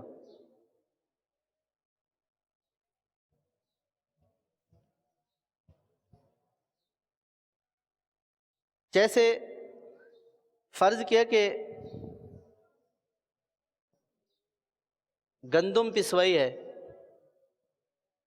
چکی والے سے، چکی والا یہ کہتا ہے کہ میں نے یہ جو گندم پسوائی ہے اجرت میں اسی آٹے میں سے آپ سے میں 2 سیر آٹا لوں گا۔ اور بعض جگہوں پر رواج ہوتا ہے پیسے بھی ہوتے ہیں اور پیسے کے ساتھ آٹا بھی۔ جس چیز کے اوپر کام ہوا ہے اجرت میں اسی کا کوئی جز لینا یہ بھی ناجائز ہے، یہ بھی ناجائز ہے۔ فرض کیا دوسری مثال کہ گندم کی بوری اٹھوائی ہے، گندم کی بوری، ابھی گندم کی کٹائی کا موسم ہے، بولا کہ یہ 4 بوریاں گندم کی ہیں، آپ وہاں تک پہنچا دیں اور انہی 4 بوریوں سے میں آپ کو 10 کلو گندم دوں گا۔ اب اس نے یہی 4 بوریاں پہنچائی ہیں اور انہی 4 بوریوں سے 10 کلو، یا یہ بولا کہ ان 4 بوریوں میں سے 1 بوری آپ کی، بطور اجرت ان 4 بوریوں میں سے 1 بوری آپ کی، تو یہ اجارہ بھی ناجائز ہے، یہ اجارہ بھی ناجائز ہے۔ تو آٹا پسوایا ہے، اسی آٹے میں سے اجرت لے گا، گندم اٹھوائی ہے، اسی گندم میں سے اجرت ادا کی جائے گی، یہ جب کہ یہ پہلے طے ہو چکا، تو یہ بھی اجارہ کیا ہے؟ ناجائز ہے۔ اس کے جائز ہونے کی یہ صورت ہے کہ پہلے سے یہ طے کر لیا جائے کہ فرض کیا کہ جو گندم پسوانے کے لیے آیا ہے تو اس سے یہ طے کر لیا جائے کہ بھائی 2 کلو گندم پہلے آپ لے لو، 2 کلو گندم پہلے آپ لے لو، یا پھر یہ کہ بھئی آپ کو گندم کی پسوائی میں آٹا دیا جائے گا، یہ نہیں کہ اسی سے دیا جائے گا، اسی سے نہیں بلکہ مطلقاً یہ بولے کہ آپ کو 2 سیر آٹا دیا جائے گا، لیکن ضروری نہیں کہ یہ اسی سے دیا جائے۔ اب اس نے اگر جو ہے وہ گندم کو پیس دیا اور آٹا کر دیا، اب یہ اسی سے بھی دے دیتا ہے تو جائز ہے، لیکن اگر پہلے سے اسی میں سے دینا طے ہو تو یہ ناجائز ہے۔ بات سمجھ میں آئی کہ جس چیز کے اوپر کام کیا ہے اسی میں سے اجرت دینا طے ہو۔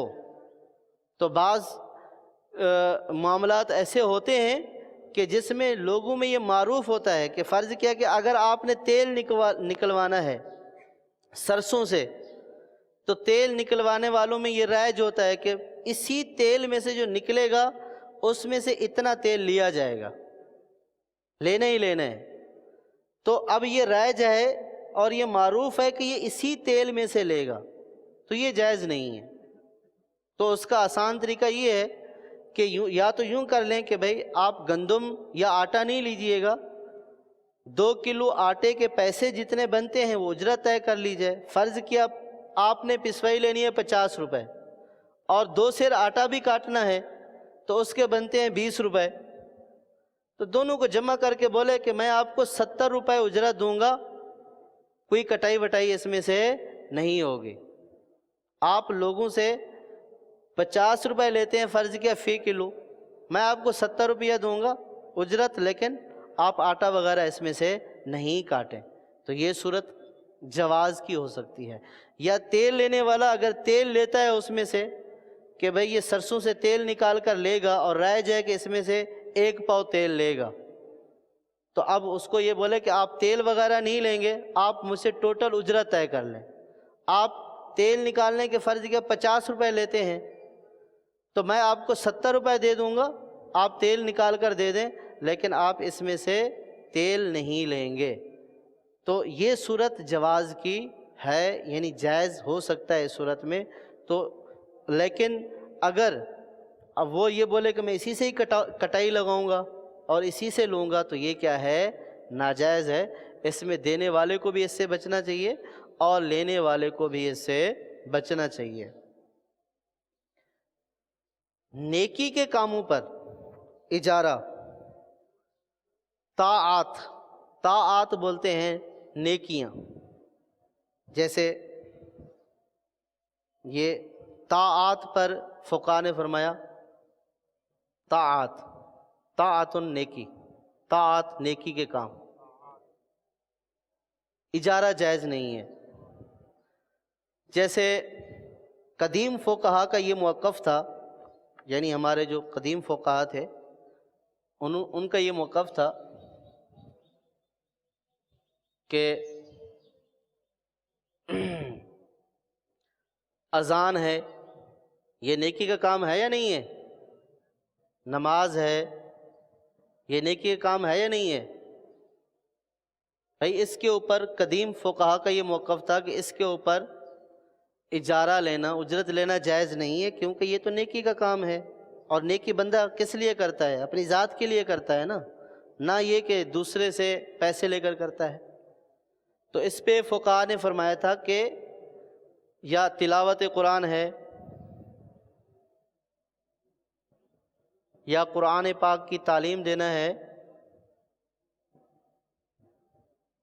فرمایا یہ تو نیکی کے کام ہیں، تو ان کے اوپر اجارہ یعنی اجرت لینے کو ناجائز فرمایا تھا متقدمین فقہا نے۔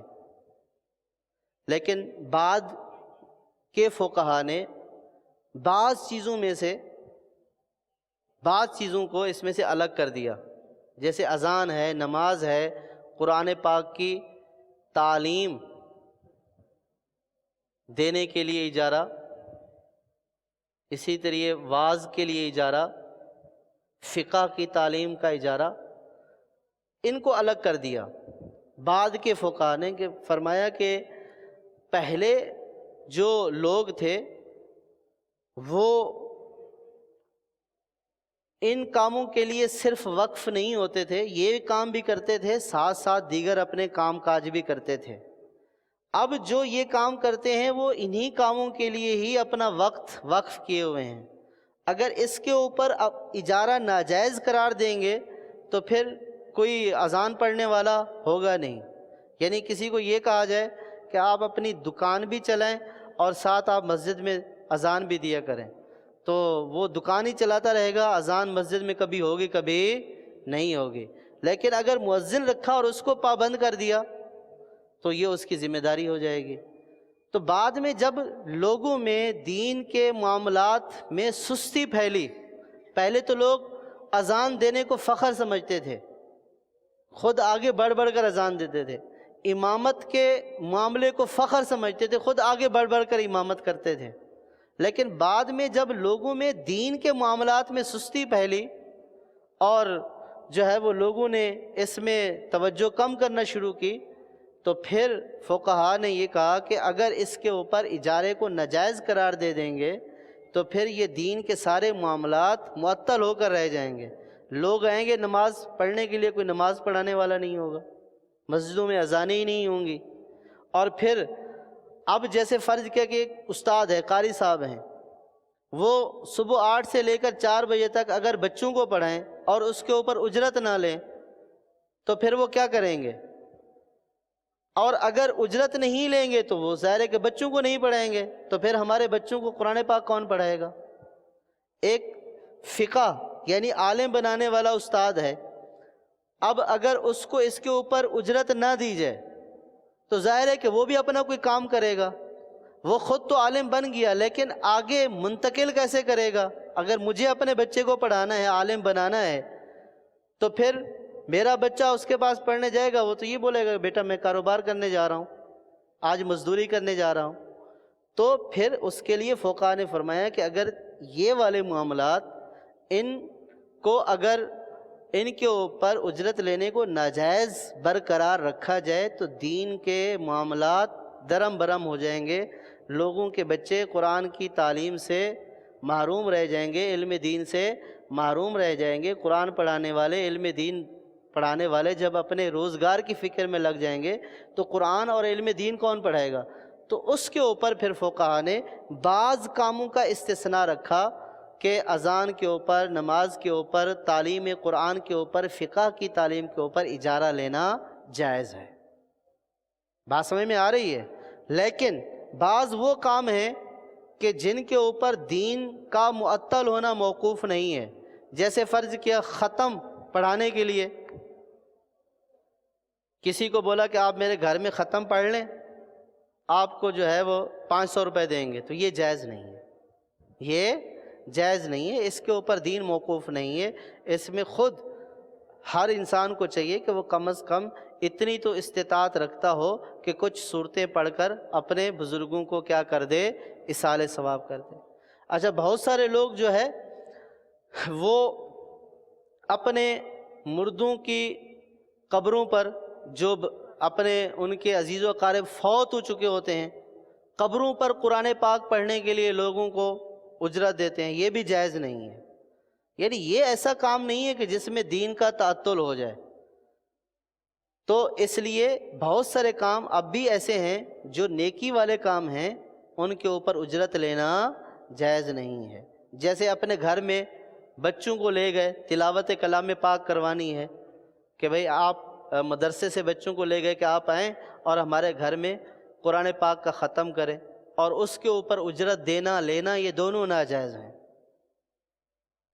بات سمجھ میں آ رہی ہے؟ بہت سارے لوگ دکانوں کے اوپر بلاتے ہیں، قرآن پاک برکت کے لیے پڑھواتے ہیں اور اس کی اجرت دیتے ہیں، اب اس قرآن پاک پڑھنے پڑھانے کے اوپر اجرت لینا دینا ناجائز ہے، کہ یہ ایسا کام نہیں ہے کہ جو نہ کیا جائے تو دین اسلام کے کام جو ہے وہ تعطل کا شکار ہو جائیں، یہ ایسے نہیں ہے۔ ہاں جن کے اوپر بہت سارے دین کے امور معطل ہونے کا اندیشہ تھا ان کو فقہا نے جائز قرار دے دیا۔ اسی طرح جنازہ اٹھانے یا میت کو نہلانے کے لیے اجرت لینا، فقہا نے فرمایا کہ جہاں پہ بہت سارے لوگ یہ کام کر سکتے ہیں، جیسے 50 بندے ہیں موجود ہیں، وہ جنازہ اٹھا بھی سکتے ہیں، جنازے کو غسل بھی دے سکتے ہیں۔ اب اگر یہاں پہ اجرت کوئی جنازہ اٹھانے کے لیے لے لیتا ہے یا اس کو غسل دینے کے لیے لے لیتا ہے تو یہ جائز ہے، لیکن جہاں پہ صرف ہے ہی یہی، اس کے علاوہ کوئی نہلانے والا نہیں ہے، طریقہ صرف اسی کو پتہ یہ نہلا سکتا ہے، اس کے علاوہ کوئی ایسا نہیں ہے، تو یہاں یہ متعین ہے، یہاں پہ اس کا اجرت لینا جائز نہیں ہے۔ یہاں اس کے اوپر لازم ہے کہ اس میت کو نہلائے، اور اگر یہی بندہ ہے پہنچانے کے لیے تو اس کے اوپر لازم ہے کہ یہ جنازے کو اٹھا کر لے کر جائے۔ بات سمجھ میں آ رہی ہے؟ اگر بہت سارے لوگ ہیں، نہلانے والے بہت سارے ہیں، تو اب یہ اجرت کہتا ہے کہ بھئی بہت سارے ہیں، آپ کسی سے بھی کام کروا لیں، لیکن میں کروں گا تو اجرت پر کروں گا، تو یہاں اجرت دینا جائز ہے جبکہ بہت سارے ہوں۔ اور اگر ہے یہی بندہ، اس کے علاوہ کوئی اور ہے ہی نہیں، تو پھر اس صورت میں اس کا اجرت لینا جائز نہیں ہے۔ اب اس کے اوپر لازم ہے کہ یہ میت کو نہلائے بھی صحیح اور میت کو قبرستان تک پہنچائے بھی صحیح۔ تو یہ بعض وہ چیزیں تھیں کہ جن کا اجارہ کی جواز کی صورتیں اور عدم جواز یعنی ناجائز کی صورتیں، اور بعض گاؤں دیہاتوں میں لوگ مرغی، بھینس، گائے یہ بٹائی پر دیتے ہیں، یعنی یوں کرتے ہیں کہ کسی کی بھینس ہے تو کسی کے پاس چھوڑ دی کہ آپ اس کو چرائیں پلائیں، جو بچے ہوں گے وہ آپس میں کیا کر لیں گے، تقسیم کر لیں گے۔ یہ بات سمجھ میں آ رہی ہے کہ بھینس میری ہے، میں نے کسی کے پاس چھوڑ دی کہ آپ لے جائیں، اس کو چرائیں پلائیں، جو بچے ہوں گے وہ آدھے آدھے ہوں گے، تو یہ صورت جائز نہیں ہے۔ اسی طرح بکری ہے، گائے ہے کہ آپ یہ لے جائیں، چرائیں پلائیں، اور بچے جو ہوں گے وہ آدھے آدھے ہوں گے، یہ جائز نہیں ہے۔ بچے بھی اسی کے ہیں جس کی بھینس ہے، بچے بھی اسی کے ہیں جس کی بکری ہے۔ ہاں اس نے جو چرایا پلایا ہے یہ اس چرائی پلائی کی اجرت لینے کا حقدار ہے، یہ اس چرائی پلائی کی اجرت لینے کا حقدار ہے۔ اگر اس طرح کرنا ہے آدھا آدھا والا معاملہ تو پھر آدھا حصہ اس کا بیچ دے، کیوں بولے کہ یہ بھینس ہے میری، آپ آدھی خرید لو، تو جب بھینس آدھی خرید لی تو اس کے بچے بھی آدھے آدھے ہو جائیں گے، یعنی جو بچے پیدا ہوں گے اس میں بھی دونوں آدھے آدھے کے شریک ہو جائیں گے۔ بکری کا آدھا خرید لیا تو جو بچے پیدا ہوں گے وہ بھی آدھے آدھے ہو جائیں گے۔ اب کوئی ایک شریک چراتا رہے، کھلاتا رہے، بچے دونوں میں تقسیم ہوں گے آدھے آدھے کے طور پر۔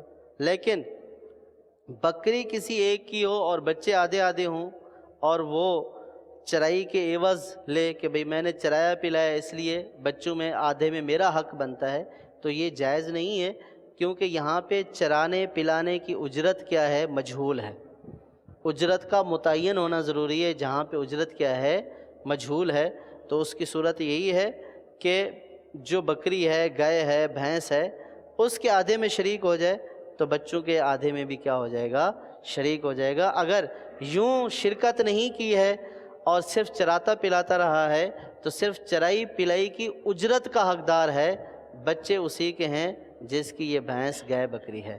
اللہ تبارک و تعالی ہمیں اس پر جو کچھ سنا یاد رکھنے اور جو غلطیاں ہوئی ہیں اس سے معاف فرمائے، جو سنا اسے یاد رکھنے کی توفیق عطا فرمائے، آمین بجاہ النبی الامین وصلی اللہ تعالی علی محمد۔ صلو علی الحبیب صلی اللہ تعالی علی محمد۔ الصلاة والسلام عليك يا رسول الله وعلى آلك وأصحابك يا حبيب الله.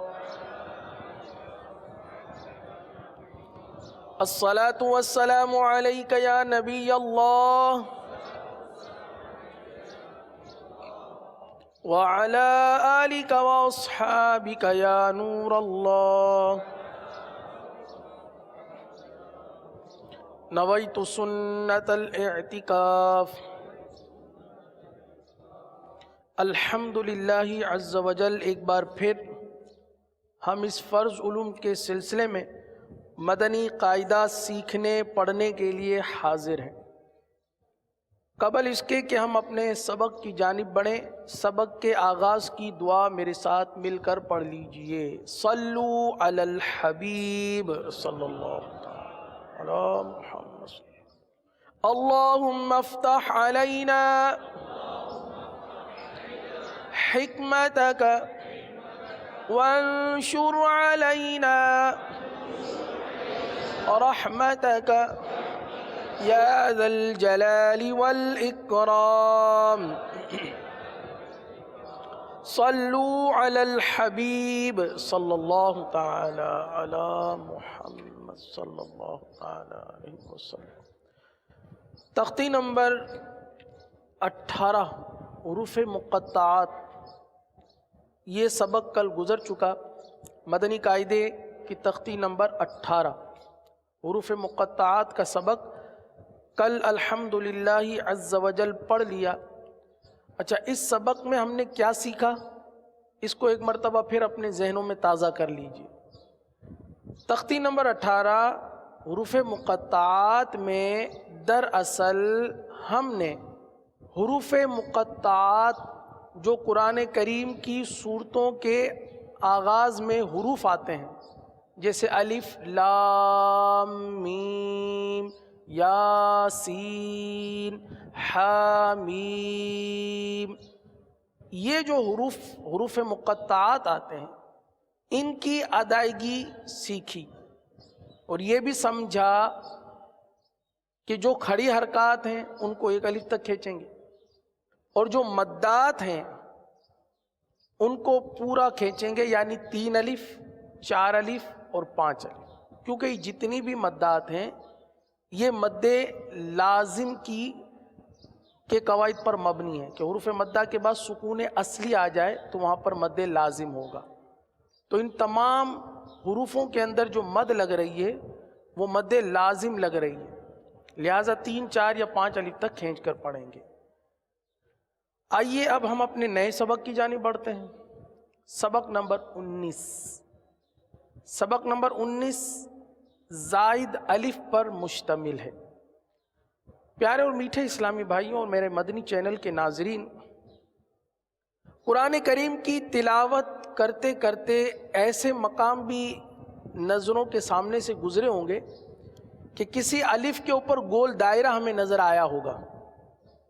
کسی الف پر ہمیں گول دائرہ نظر آیا ہوگا، اور ذہن میں یہ سوال بھی آتا ہوگا کہ اس گول دائرے کا کیا مقصد ہے، آیا کیا کرنا ہے. تو اب آئیے آج اس حوالے سے ہم سیکھتے ہیں اور سمجھتے ہیں کہ اس گول دائرے کا مطلب اور مقصد کیا ہے. قرآن کریم میں بعض جگہ الف پر گول دائرے کا نشان ہوتا ہے. ایسے الف کو زائد الف کہتے ہیں، یعنی اس الف کو نہ پڑھیں جس الف پر چھوٹا سا گول دائرے کا نشان ہو. ایک گول دائرہ تو آیت کی نشانی ہے، آیت تام کی نشانی ہے، جو کہ قرآن کریم کی آیتوں کے اختتام پر آتی ہے، جیسے الحمدللہ رب العالمین. اب عالمین کے بعد جو گول دائرہ ہے نا، یہ آیت کی نشانی، اس کی بات نہیں ہو رہی، اس آیت کی نشانی کی بات نہیں ہو رہی. قرآن کریم میں بعض جگہ ایسے الف نظر آئیں گے آپ کو کہ اس الف کے اوپر آپ کو چھوٹا سا گول دائرے کا نشان نظر آئے گا. تو اس الف پر جو گول دائرے کا چھوٹا سا گول دائرے کا نشان نظر آئے تو اس الف کو نہیں پڑھا جاتا، اس الف کو نہیں پڑھا جاتا. یہی بات اس سبق کے اندر ہم سیکھیں گے، اور تقریباً کم و بیش تختی نمبر 19 میں قرآن کریم میں جہاں جہاں الف پر گول دائرے کا نشان موجود ہے وہ والے کلمے، وہی کلمے اس پوری تختی کے اندر موجود ہیں، تاکہ پڑھنے والوں کے لیے آسانی ہو جائے۔ اور یہاں پر حوالے بھی موجود ہیں۔ اس تختی کے اندر آپ دیکھیں گے کہ پہلے کلمہ لکھا ہوا ہے، مثال کے طور پر افئم ماتا، صحیح نا، دوسرا کلمہ افئم ماتا، تختی نمبر 19 کلمہ نمبر 2 افئم ماتا۔ افئم ماتا کے نیچے جو ہے حوالہ لکھا ہوا ہے، پارہ نمبر 4 سورہ آل عمران، اور آیت نمبر بھی ڈالی ہوئی۔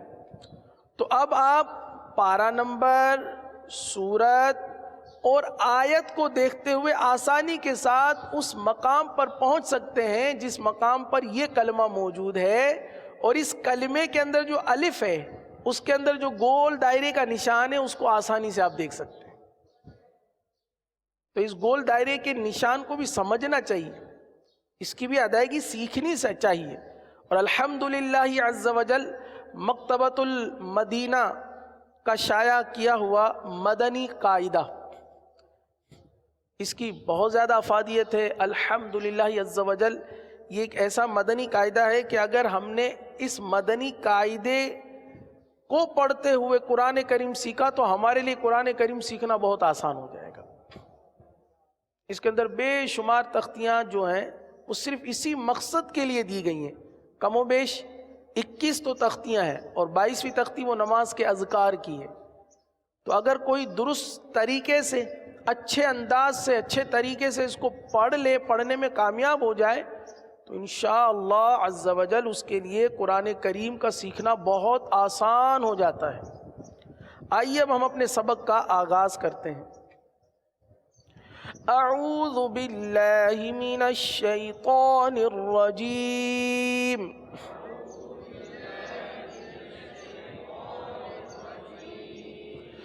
بسم اللہ الرحمن الرحیم۔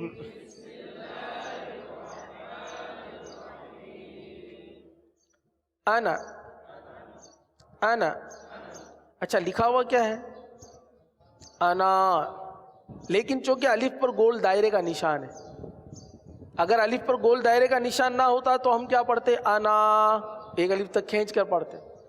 الف پر گول دائرے کا نشان ہے تو اب کس طرح پڑھیں گے؟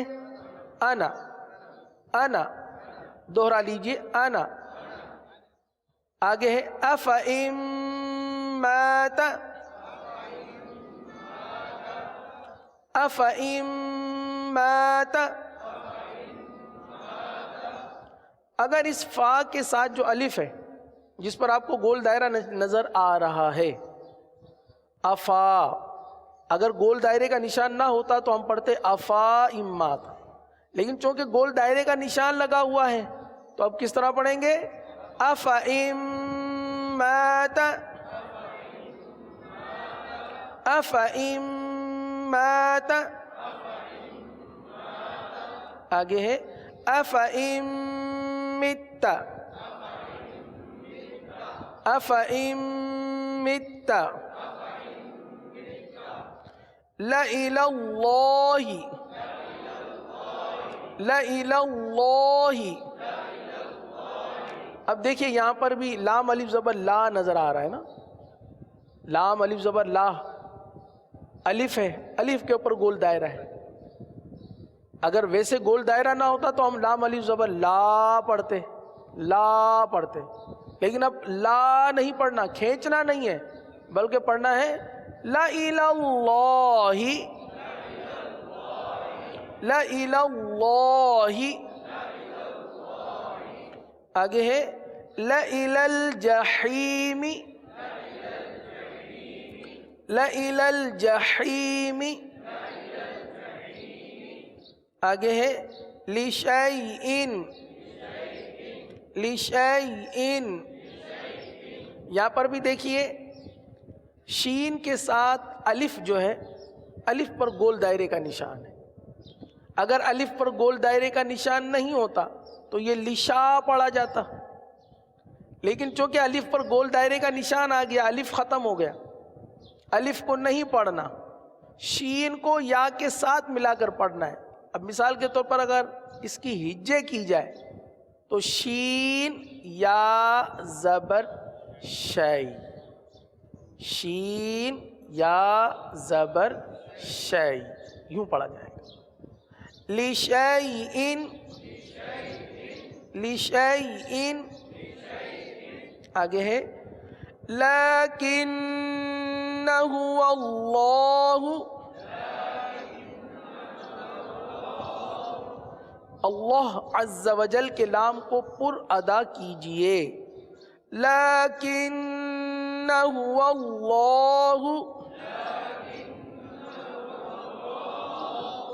اب دیکھیے 15ویں پارے سورۃ الکہف میں یہ کلمہ آیا ہے، تو جب ہم تلاوت کریں تو 15ویں پارے کی تو ہمارے ذہن میں یہ بات ہونی چاہیے کہ اس طریقے کے الف آتے ہیں جن پر گول دائرے کا نشان ہوتا ہے، اور یہ ہم نے سیکھا ہے۔ تو اب یہ ہے کہ اگر ایسے گول دائرے کے نشان آئیں گے تو اس الف کو نہیں پڑھیں گے، تو توجہ ہوگی تو پھر ادائیگی درست ہو سکے گی۔ لیکنہ اللہ ملئہ، ملئہ، اچھا یہاں لکھا ہوا ہے ہر جگہ، انا اس کے نیچے بھی لکھا ہوا ہے ہر جگہ، تو اس کا مطلب یہ ہے کہ انا، حمزہ زبر آ، نون الف زبر نا، اور الف کے اوپر گول دائرہ، یہ انا، اور یہ ملئہ، یہ جو آپ کو کلمہ نظر آ رہا ہے، یہ پورے قرآن میں جہاں جہاں بھی موجود ہیں، اگرچہ گول دائرے کا نشان ہو یا نہ ہو، گول دائرے کا نشان ہو یا نہ ہو، پورے قرآن مجید میں جہاں جہاں یہ حرف آ جائیں ان الف کو نہیں پڑھیں گے۔ جیسے انا لکھا ہوا ہے لیکن ہم پورے قرآن میں کیا پڑھیں گے؟ انا، کیا پڑھیں گے؟ انا، جیسے سورۃ الملک میں بھی آتا ہے۔ اسی طرح ملئہ، یہ بھی قرآن کریم میں جہاں بھی آ جائے تو ملا کی لام کو کھینچ کر نہیں پڑھیں گے بلکہ بغیر کھینچے پڑھیں گے، ملئہ۔ آگے ہے ان تبوء،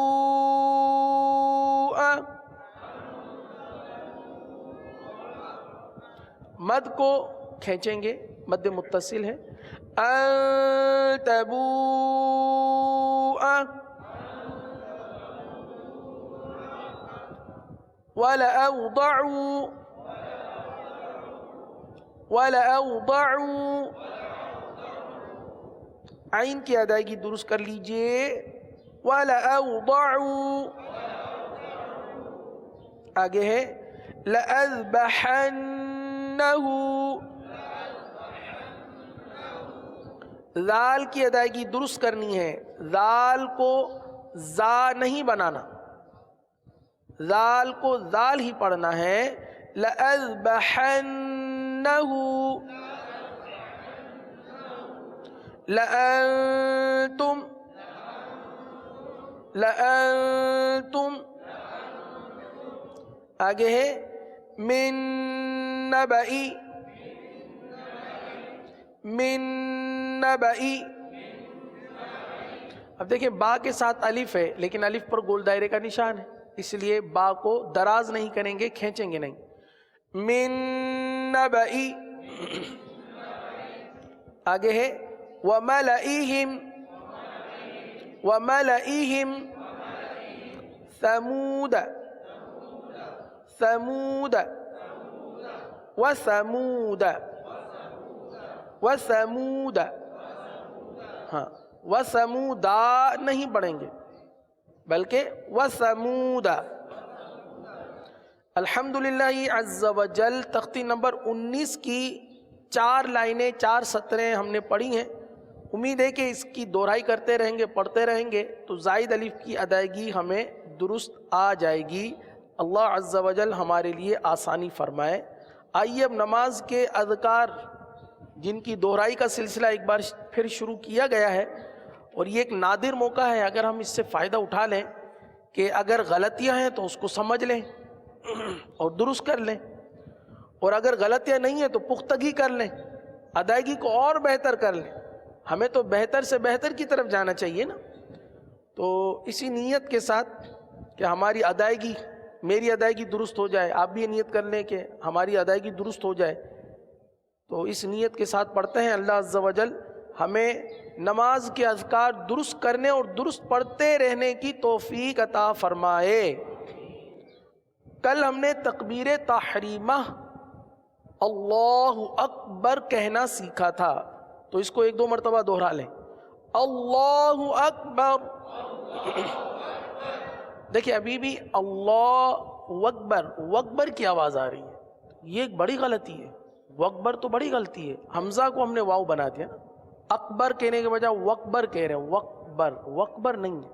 غور کیجئے، اگر ہم اپنی آواز سننا چاہتے ہیں، اگر آپ اپنی آواز سننا چاہتے ہیں تو ایک آسان طریقہ ہے کہ انگلیاں جو ہیں یہ کان کے پیچھے رکھیں اور ہتھیلیاں یوں کر لیں، ہتھیلی کو جو ہے منہ کی طرف رکھ لیں، تاکہ آپ کی آواز آپ کے کان میں ڈائریکٹ جائے گی کہ آپ اللہ اکبر کہہ رہے ہیں معاذ اللہ، یا اللہ اکبر کہہ رہے ہیں۔ تو درست ادائیگی سننے کا یہ آسان طریقہ ہے۔ آپ مشق بھی کریں، کہیں شور شرابہ ہو رہا ہو، اپنے مطلب ہے کہ دکان پر بیٹھے ہیں، مکان پر بیٹھے ہیں، جہاں کہیں بیٹھے ہوئے ہیں، آپ پڑھنا چاہتے ہیں تو شور شرابہ ہے، اس سے بچنے کے لیے یہ بہترین طریقہ ہے کہ آپ ہر وقت اس کو پڑھ سکتے ہیں۔ صحیح ہے؟ اللہ اکبر، اس طرح کر لیں، اللہ اکبر، جی اس طرح پورا دبا کے نہیں، یہ تھوڑا سا ہتھیلی کو ایسے خم کر کے ایسے لگا کر، تاکہ آپ کی آواز جائے۔ صحیح نا؟ اللہ اکبر۔ اب ثنا، سبحانک اللہم، اللہ عز و جل کے نام کو پور پڑھیں گے، سبحانک اللہم وبحمدک، ہا واضح کریں گے، وبحمدک، سبحانک اللہم وبحمدک،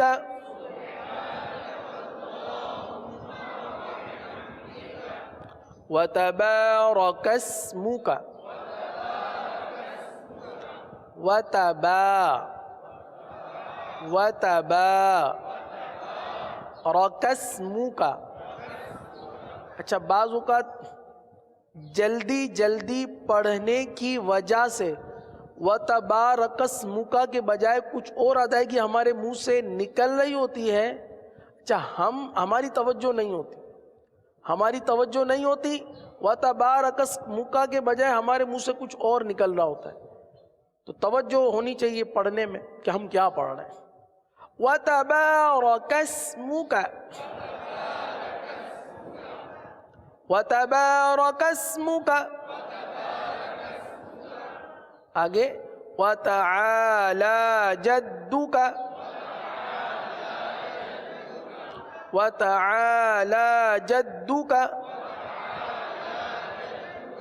اب یہاں بھی ایک غلطی پہلے بھی عرض کی گئی تھی جو عموماً ہوتی ہے، وتعالی جدک میں پڑھتے ہیں وتعالی جدک، یہ بہت عام ہے، وتعالی جدک، وتعالی جدک، وتعالی جدک، لام کھڑا زبر لا، لام کھڑا زبر لا، کھڑی حرکات کو ایک الف تک کھینچ کر پڑھتے ہیں، وتعالی جدک، وتعالی جدک، ولا الہ غیرک، ولا الہ غیرک، ولا الہ غیرک۔ اب اس کو 2 حصوں میں پڑھتے ہیں، صحیح؟ سبحانک اللہم وبحمدک،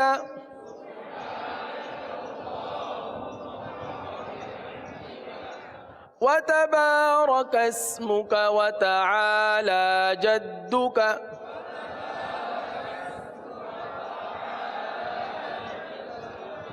آخری ہے ولا الہ غیرک ولا الہ غیرک. اچھا ہمارا غیرک کیسے ادا ہوتا ہے؟ اگر جو اس طرح پڑھتے ہو جلدی جلدی میں توجہ بھی نہ ہو، ولا الہ غیرک، غیرک، غین کے بجائے گاف نکل رہا ہے غیرک، تو کتنی بڑی غلطی. بچنا ہے نا اس کے، درست کرنا ہے اس کو، اور آسان ہے، اگر کوشش کریں گے تو بہت آسان. ولا الہ غیرک سبحانک اللہم وبحمدک وتبارک اسمک وتعالی جدک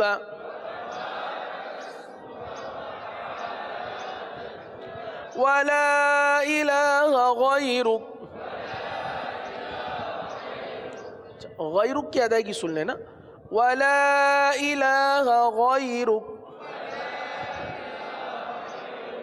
کیا ہمارا غین صحیح ادا ہو رہا ہے کہ نہیں؟ غین کے بجائے گاف تو نہیں نکل رہا، اس کو درست کرنا ہے. آئیے اب تعوذ پڑھ لیتے ہیں.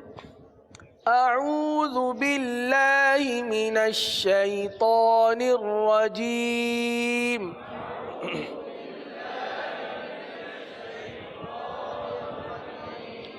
اعوذ باللہ من الشیطان الرجیم.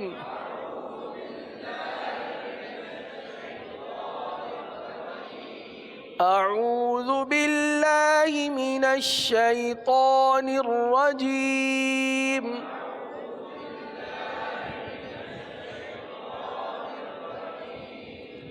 دیکھیں یہاں پر جو غلطی ہوتی ہے عموماً وہ حمزہ اور عین کے فرق نہ کرنے کے حوالے سے یہ غلطی سامنے آتی ہے.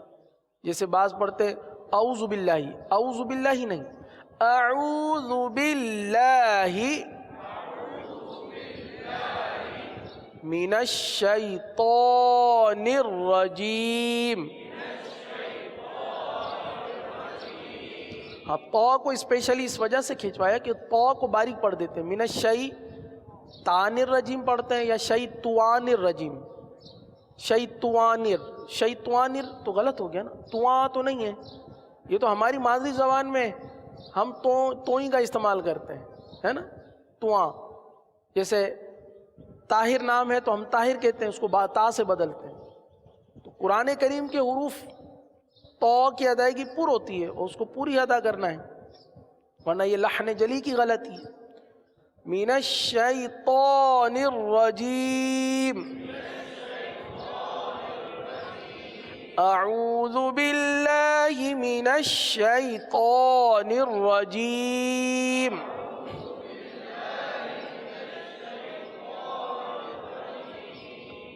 اب ہے تسمیہ بسم اللہ شریف. بسم اللہ شریف بھی پڑھ لیجئے. بسم اللہ الرحمن الرحیم.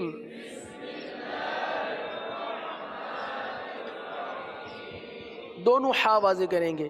بسم اللہ الرحمن الرحیم.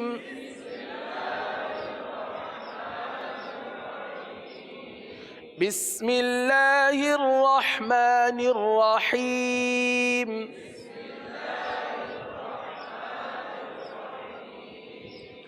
اور چونکہ نماز کے اذکار جہاں ہم نے دہرائی کے لیے ہیں تو قرآن کریم کی آخری 10 صورتوں کو بھی دہرائی کے حوالے سے لیتے ہیں تاکہ یہ آخری 10 صورتیں بھی ہماری پکی ہو جائیں، اچھی ہو جائیں، ادائیگی بہتر ہو جائے. تو آئیے ایک ایک صورت کا آغاز کرتے ہیں. لیکن پہلے تو ہجوں کے ساتھ پڑھایا تھا، لیکن اب پوری آیت کو ایک ساتھ پڑھایا جائے گا. صحیح ہے؟ سورۃ الفیل، اس سورہ مبارکہ کی ادائیگی درست کر لیجئے.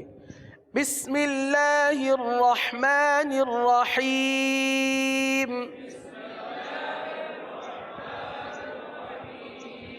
ألم تر كيف فعل ربك بأصحاب الفيل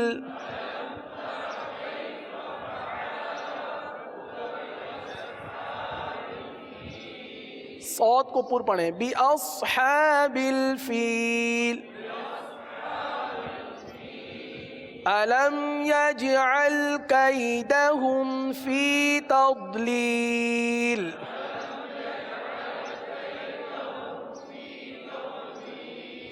ألم يجعل كيدهم في تضليل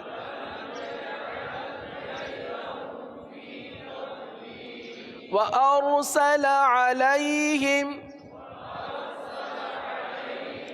طيرا أبابيل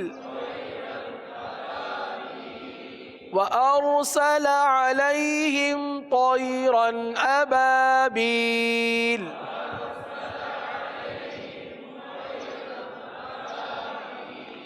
ترميهم بحجارة من سجيل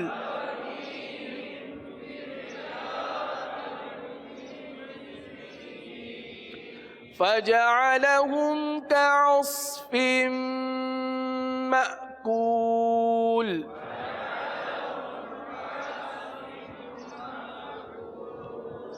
آخر میں جھٹکا دیں گے مأکول فجعلهم كعصف مأکول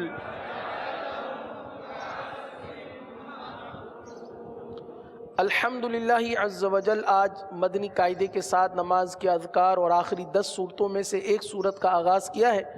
دعا ہے کہ اللہ عز وجل ہمیں اپنی ادائیگی کو درست کرنے اور درست طریقے سے قرآن مجید پڑھنے کی توفیق عطا فرمائے. آمین بجاہ النبی الامین صلی اللہ تعالی علیہ وسلم. مجلس کے اختتام کی دعا پڑھ لیجیے. الصلاۃ والسلام علیک یا رسول اللہ وعلى آلك وأصحابك يا حبيب الله. سبحانك اللهم وبحمدك أشهد أن لا إله إلا أنت أستغفرك وأتوب إليك. سبحانك اللهم وبحمدك أشهد أن لا إله إلا أنت أستغفرك وأتوب إليك. سبحانك اللهم وبحمدك أشهد أن لا إله إلا أنت أستغفرك وأتوب إليك. الصلاة والسلام عليك يا نبي الله وعلى آلك وأصحابك يا نور الله. گزارے کیسے زندگی آؤ علماء سے پوچھ لیں. آئے جو مشکل پیش کوئی